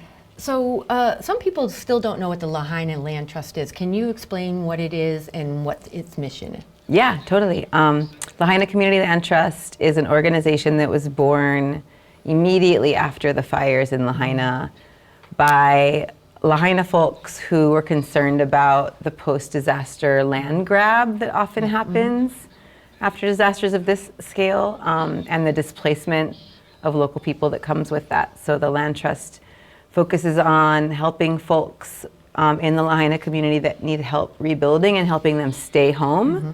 And then also land that does go up for sale, the Land Trust is positioning itself to be able to secure some of that land into community ownership. So it ends up in the community's hands and not in the hands of investors who have maybe different values than the community.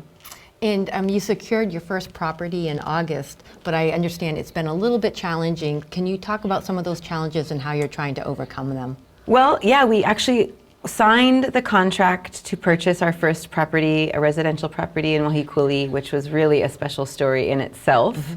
But the closing took, 7 weeks. Wow.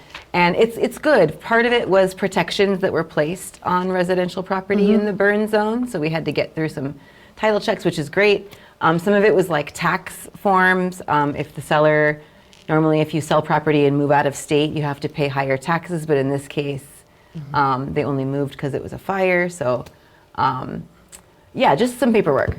But we just closed on it. So it's recorded. It officially belongs to the Lahaina community. And the cool thing is that now the community is the developer of an affordable house on this property. And so we've been working with a design team that specializes in living buildings. So we could possibly have an affordable home on a piece of community-owned land that actually benefits, like is a net positive on the sustainability scale. So on-site water reuse, water catchment, that kind of stuff. So. Yeah, it's a really big deal. And so what are the challenges of getting more properties like that to come into your system? That's kind of a tricky question because on the one hand, we don't want to have to rescue or secure property, right? Yep. So it's almost like securing more property is not the goal. Our first goal is to get people who own property to be able to stay. But that's not going to work out in some cases. So really what we need to do to get more, the goal is not to get more. So it's kind of a hard question, right? We want to invest in getting people to stay. But the reality is that properties are going to go up for sale. And so we just have to work with the community, educate them on what it means to sell into a land trust instead of selling to an investor who is looking at that property as a wealth generating tool. Yeah. You had talked about trying to fill like the gap of, of what it's going to take to keep them in that property. What kind of programs are available that you're working with them, and have you been able to be successful with some of the people that were trying to stay on their land? We haven't done it yet. We have a $3.5 million allocation from the County of Maui to do this program, which is when people understand their financial position after insurance and all that stuff, they have X amount of dollars and they realize to rebuild their house is this much of dollars and there's a gap. So the Lahaina Community Land Trust with county funds is prepared to step in, give that family support to be able to fill that gap and rebuild. And then the family in exchange agrees to, if and when they ever sell the property, that they would sell it forward to a Lahaina family or into the trust and not to an investor. It hasn't started yet because we just started the county fiscal year not long ago, and we're still working on getting the funds in our hands. But we have a healthy list of people who are in that situation. It's not rare. So we're hoping that rolling the program out, we can actually find more funds to be able to expand the reach of the program and help more folks. So if people are out there in this situation, what should they do to try to get be part of this program? If you have any questions about the insurance gap program, about resources to stay on your land beyond that, about if you're going to sell, what that looks like and how you can make sure it's a win for everybody, if that's the last resort, you can email info@lahainacommunitylandtrust.org. We have a website, lahainacommunitylandtrust.org, and there's a contact page with our phone number and all that stuff. We're really easy to reach. Well, thank you for all the work that you're doing. Appreciate you coming in. Thanks for having us. Yes, thank you, Autumn. Thank you for joining us. Yeah. We're going to go back outside to Chivo Ching-Johnson. With him is a candidate for State Senate District 6, challenging State Senator Angus McKelvey. Sheila Walker is with Chivo. That's right. Out here in the balmy great outdoors with Sheila Walker. And Sheila, this is your second election that you participated in, correct? Exactly, yes. I ran in 22 against the opponent, and I'm running again, and it's a 2-year, it's a short term for him because of the reapportionment. Yes. So it just was advantageous for me that I was able to run against him again in 2 years instead of 4. Because Instead of 4. Yeah, normally it would be a 4-year term. Yes. So if you do prevail, what plans did you have for change for that position in District 6? So it's not exactly about change. It's just it's about having enthusiasm. It's about having a fresh perspective. It's about having the energy and the momentum to get things done. Because he's been in office for 18 years already. He's not a bad guy, but I think he's lost a little bit of his luster for the energetic side of getting things done. So I'm about action. I'm about doing things and getting results. Mm-hmm. So I will get things done without excuses. Okay, and so what have you learned in your two runs at this seat? What have you learned about Maui County that you didn't know previously? This is a very interesting, it's an interesting state, it's an interesting county, and there's a very, very diverse set of circumstances here, and especially because of the Lahaina fires. Mm-hmm. So we are not only in a very specific situation right now, critically, because of the fires.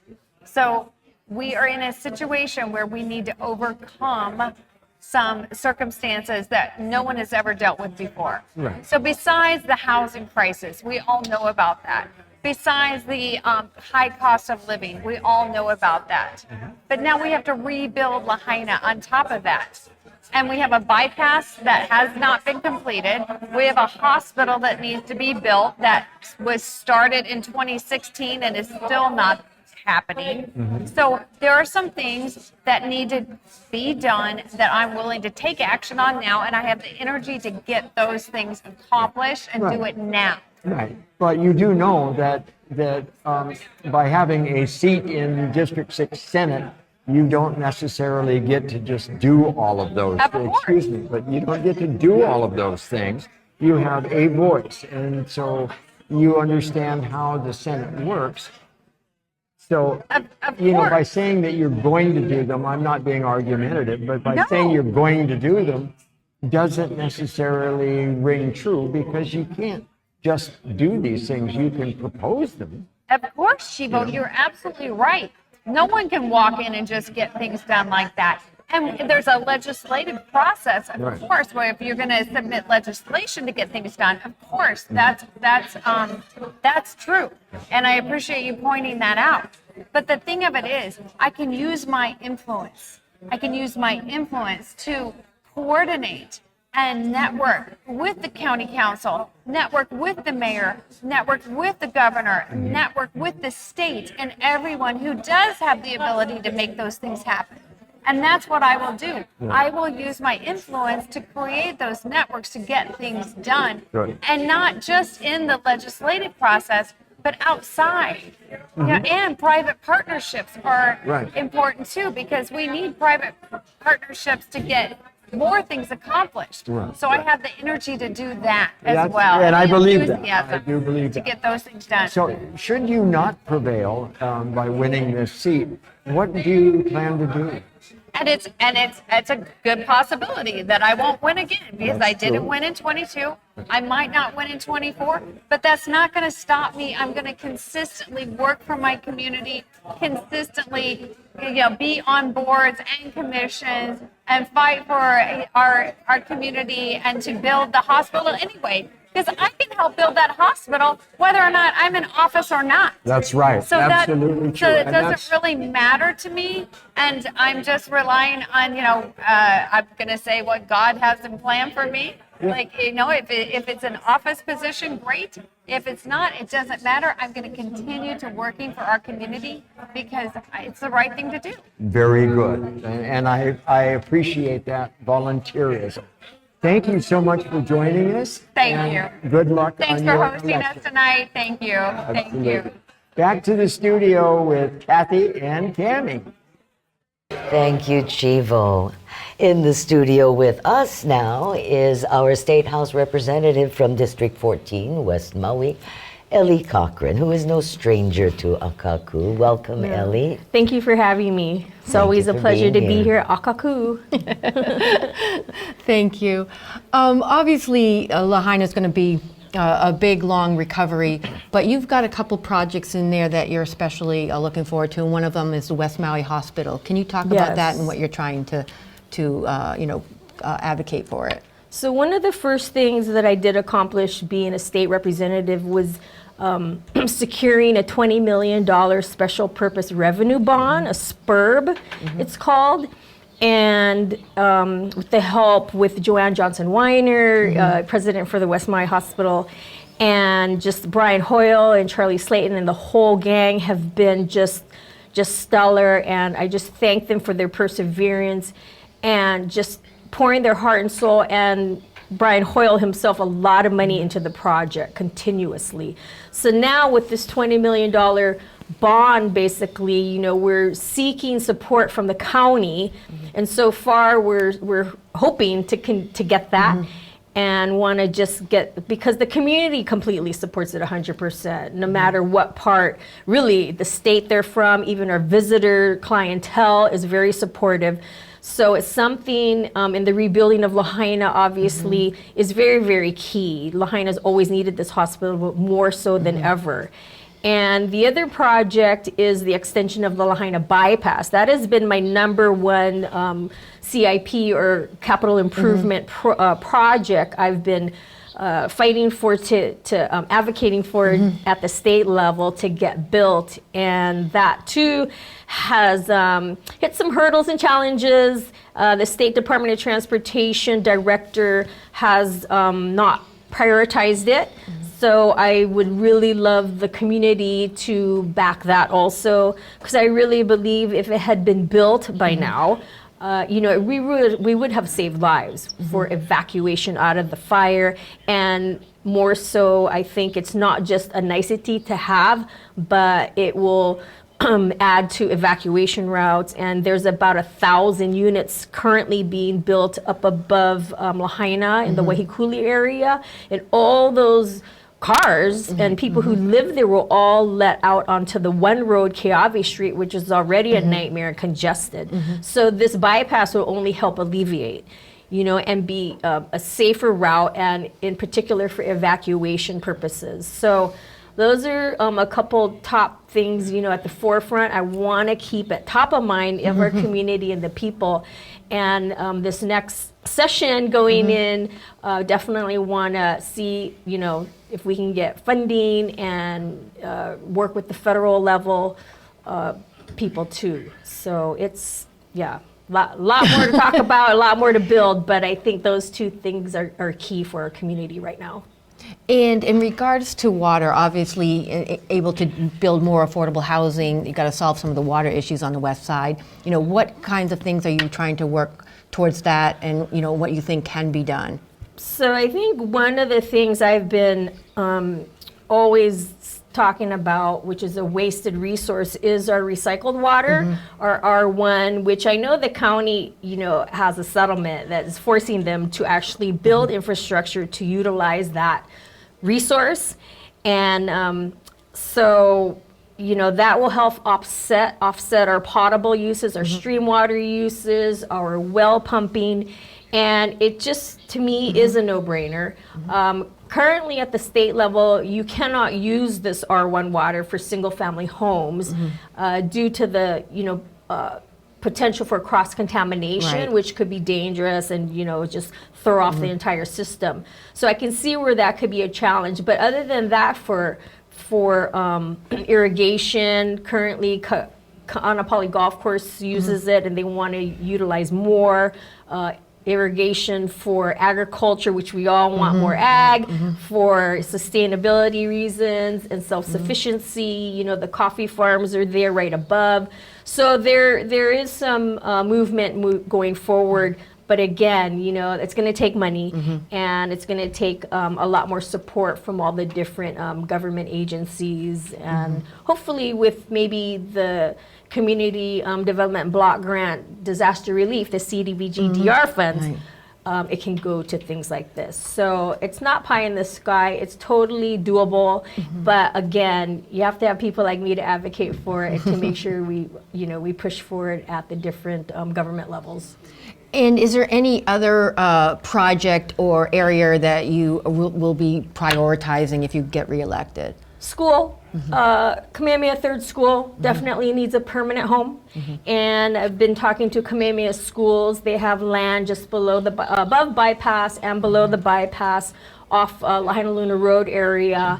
And so been discussing, potential site for that. I think the next week maybe they're going to have a community meeting about that. And so the school is important, of course, and I'm really, my number one goal has always been since the fires, just to keep our Lahaina families in Lahaina, to get those homes rebuilt.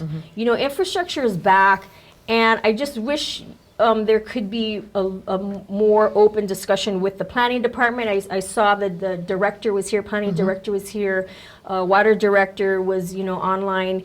And there just needs to be a lot, the new housing director himself too. So I just see so many people wanting to go back home, and the permitting process has been kind of lagging, I think, on a lot of levels. But there are improvements too.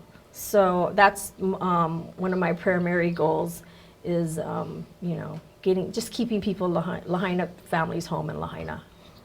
Awesome. Well, good luck tonight, and thank you so much for coming in. Thank you so much for having me, ladies. Thank Always you, a Ellie. pleasure. Thank you for joining us. Thanks a lot. We are going to check in with Patty Lee outside at our watch party, and of course, say mahalo to our wonderful sponsors who make tonight's coverage possible.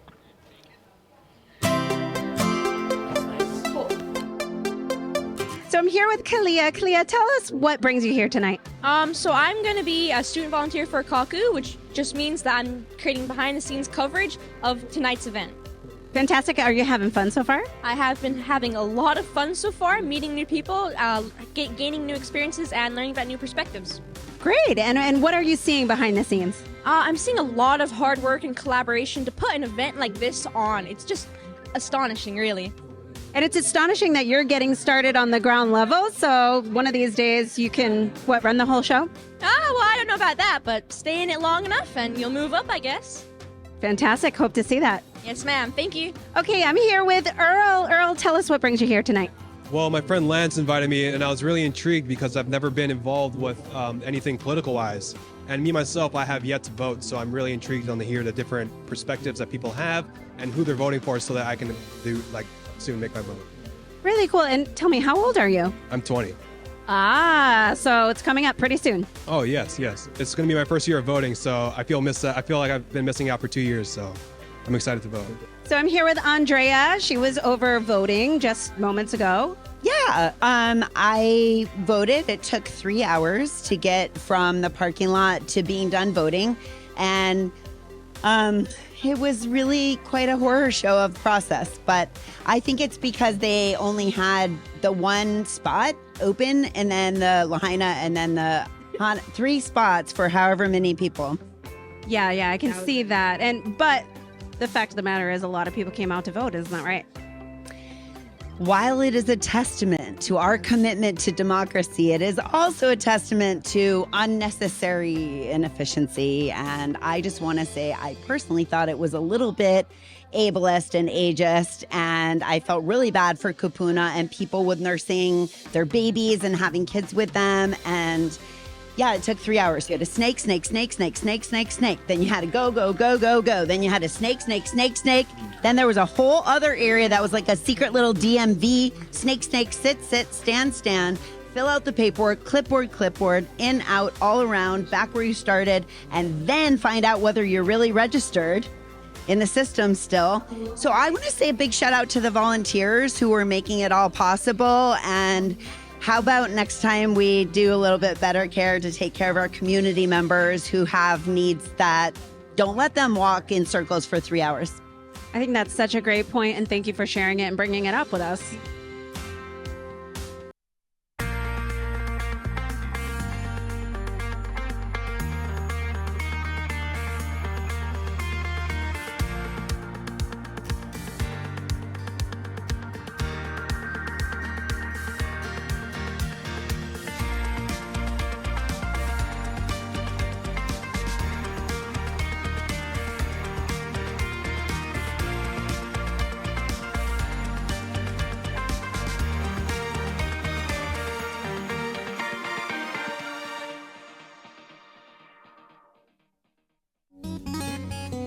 Mahalo to our 2024 general elections title sponsors, West Maui Taxpayers Association and Mahi Pono. This hour is generously brought to you by Event Horizons.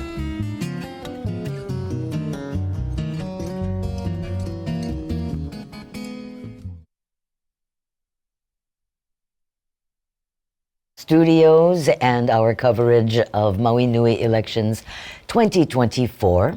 A few minutes ago, when State House Representative Ellie Cochran was being interviewed by Cammy Clark, she talked about the West Maui Hospital efforts, and former Councilwoman Joanne Johnson Weiner, who is the president of the association that is pushing hard for the West Maui Hospital. Chivo Ching-Johnson actually has Joanne outside with him. Chivo. Yes, we are. And, it's been a while since I have known Joanne, and you have done some amazing things since you left council. You did amazing things in council, I might add.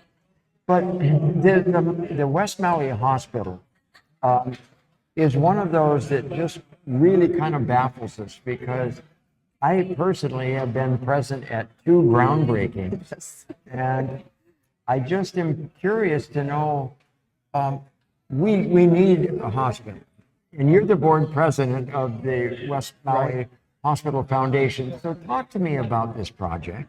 Well, one of the things that is really misunderstood is that this project is dead. It's not dead. Yeah. It's taken us a long while. There was a previous groundbreaking.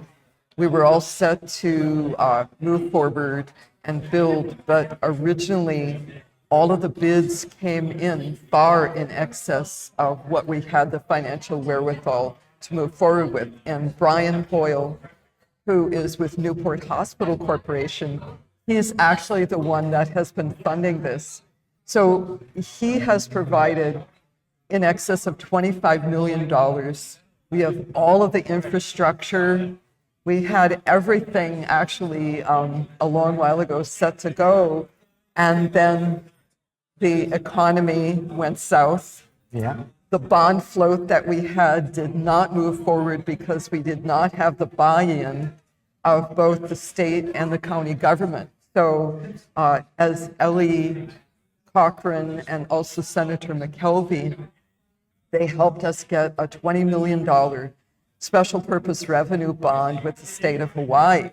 And we were always led to believe that the county would be able to be the guarantor for our special purpose revenue bond, which would give us the buy-in so that we could then move forward, do fundraising, go through the U.S. Department of Agriculture loan process, try to secure federal funds, private funds, foundations. But it has come to our attention in the last meeting, which Tamara Paltin held it was a special meeting of the council, where we were given many different reasons why we basically should not have a hospital, or the viability of our hospital was questionable on the part of the administration. So that was a complete shock to us.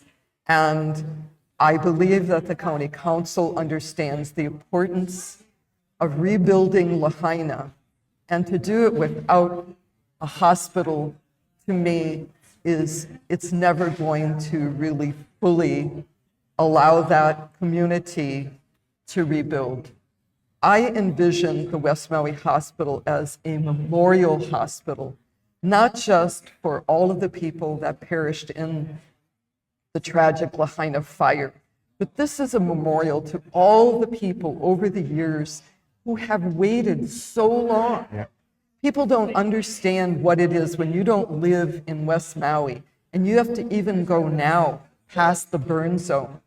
Every time, if you have some ailment that you can't get treatment for, and if you're not a Kaiser member, they no longer treat, they're not able to treat the patients like they were doing for a while. So that is really important to us. You can't do that to the community. The community deserves better than what they've been getting. Mm-hmm. And for years and years and years, West Maui, prior to the fire, prior to COVID, we have been really the breadbasket for all of Maui County. Now at a time when it's critical for us to really have everything come together for the benefit of the community, I really believe the community has spoken out. We're starting a petition. We're taking it to the streets, because if the community needs to do this on our own, that's what we will do. If we're forced to do it, I believe that the passion is there. As you may know, I buried 2 husbands here. My husband, Jim, passed away. He had complications due to Parkinson's disease.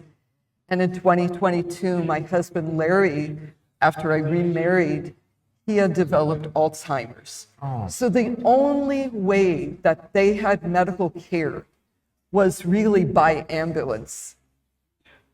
I know that there are doc boxes, which is okay, but if you have something, if you have an asthma attack, if you have need of medication, and it's after hours, what do? Yeah. You can't afford to drive 45 minutes to the other side. And to watch both of my husbands having struggled with trying to breathe, trying to make it, Yeah. and then only having the ambulance ride. And many of people, they don't have insurance.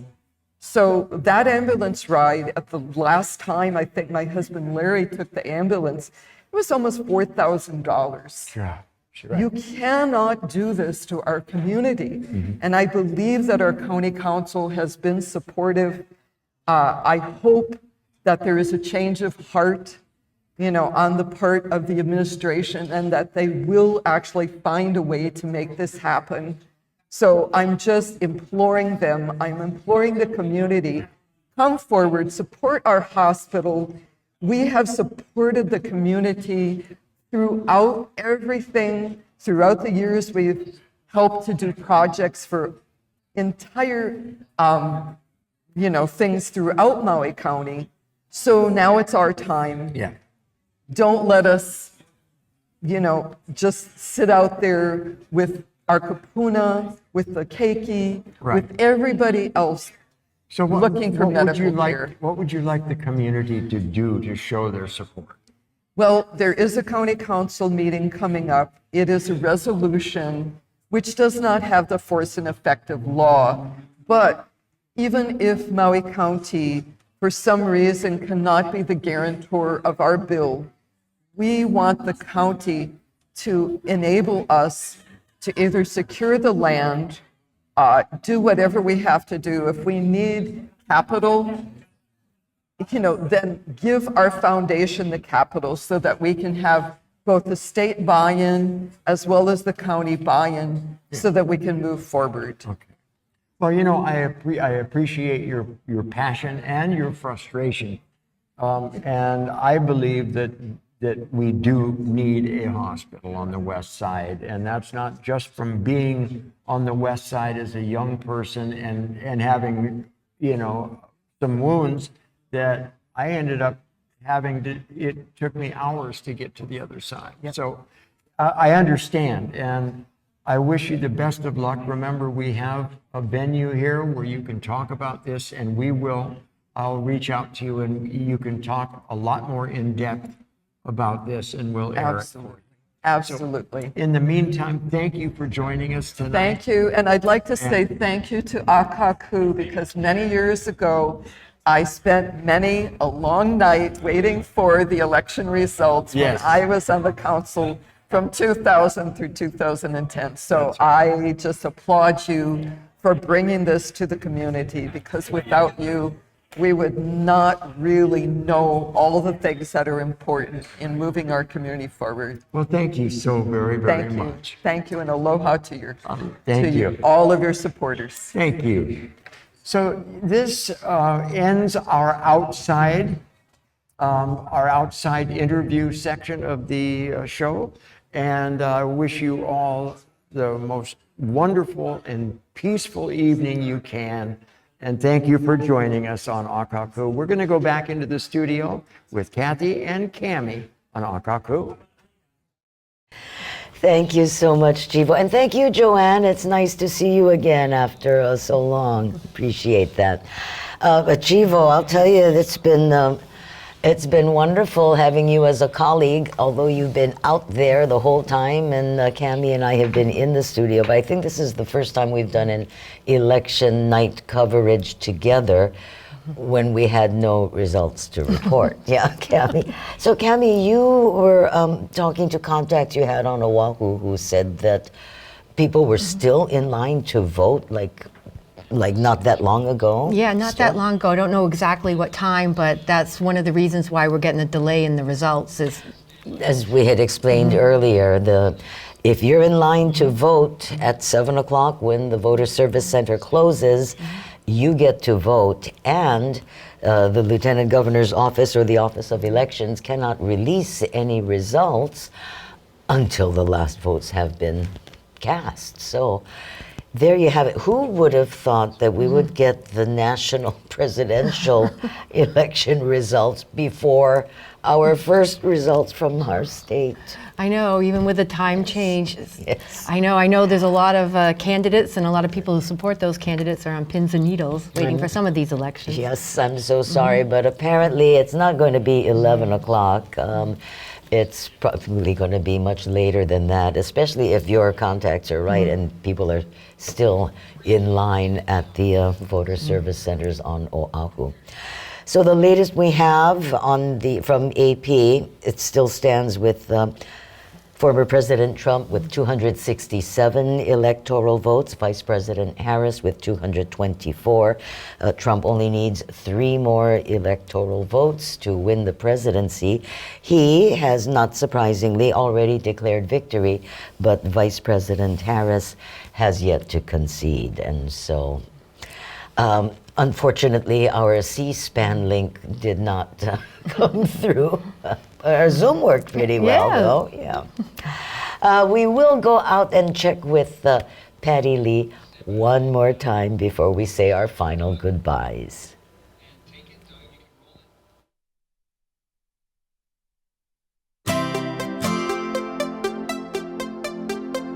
Okay, so I'm here with Autumn Nez. Autumn, can you tell us what you're here for tonight? Oh, a few things. I'm here to watch election results with the rest of the community. And we were asked to put up a table for Lahaina Community Land Trust and talk about the work we're doing. And then, yeah, we'll be talking on air a little bit later. Fantastic. Can you just tell us a quick tidbit about the work that you're doing? Yeah, Lahaina Community Land Trust was put together after the fires in Lahaina to prevent investor purchases of land that is vulnerable to go up for sale when folks don't have the resources to hang on to it. So we can either help folks stay on their land and then protect the land in perpetuity, or we can take the land into trust instead of having it go to an off-island investor. Fantastic. That way. Yeah, well, thank you for sharing that. All right, so I'm here with Margot, who is visiting for Pono Legal. Can you tell us a little bit about why you're here tonight? Yeah, hi. We are here because we give free legal assistance to those affected by the fires. We are a pro bono organization, and we can answer a variety of legal questions. So please feel free to send them to us via our website, ponolegal.org. We also have an office in Mailuku, as well as our phone number. You can call us at 808-344-1580. And we are happy to answer legal questions and guide you in the right direction for recovery. Well, thank you so much for the work that you're doing and for being here tonight. Thank you for having us. All right, I'm here with Joanne Johnson Weiner. And Joanne, can you tell us what brings you here tonight? What brings me out tonight is the West Maui Hospital, which we have been really trying to get done. I know that the County Council has supported this, helped get a special purpose revenue bond for $20 million through the state of Hawaii. So we've been waiting, and I know sadly the fire came, but we asked to bring a resolution forward to actually get the county to honor their original agreement, which was to be the guarantor for our bond. And suddenly, at the 11th hour, we found out that for one reason or another, they are not willing to do that or unable to do it, whichever the case may be. So I'm taking it to the streets. We need to rebuild our community. We have to have the hospital to be a critical part of that. So I just want to ask the community, lend your support. We could really use your help. And we really want to thank Akaku for what you're doing, because this is the way that a community is built, and we really need to rebuild Lahaina.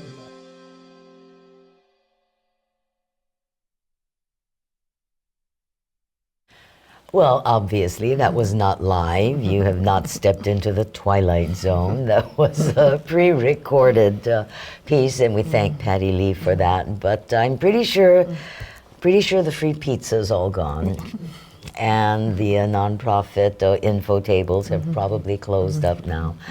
Well, Cammy, this has been an interesting night, hasn't it? Yes, I know it's very disappointing we don't have the results. I know. It's we had looked forward to working together for this election night coverage, and now we have to say goodnight without having actually covered an election. Well, we have covered it. Yes. We just didn't have any results to report for you. I keep hitting my refresh button, hoping, but pretty sure it'll be tomorrow before we receive any results. I would love to stick around and wait, but unfortunately we can't. Thank you so much for sticking with us for Akaku's 2024 Maui Nui election coverage. You have any final thoughts, Cammy? I'm just going to be very curious waiting for those results as everybody else is. I really feel for the candidates and their supporters who are in the contested races, because, oh boy, it's going to be a tough sleepless night for them as well. But thank you again for joining us, and I'm sure that on the Maui Daily Report we'll have all of the latest news for you tomorrow. Well, not Cammy and me personally, but you can join Chivo and Patty Lee. Once again, mahalo for joining us. Aloha.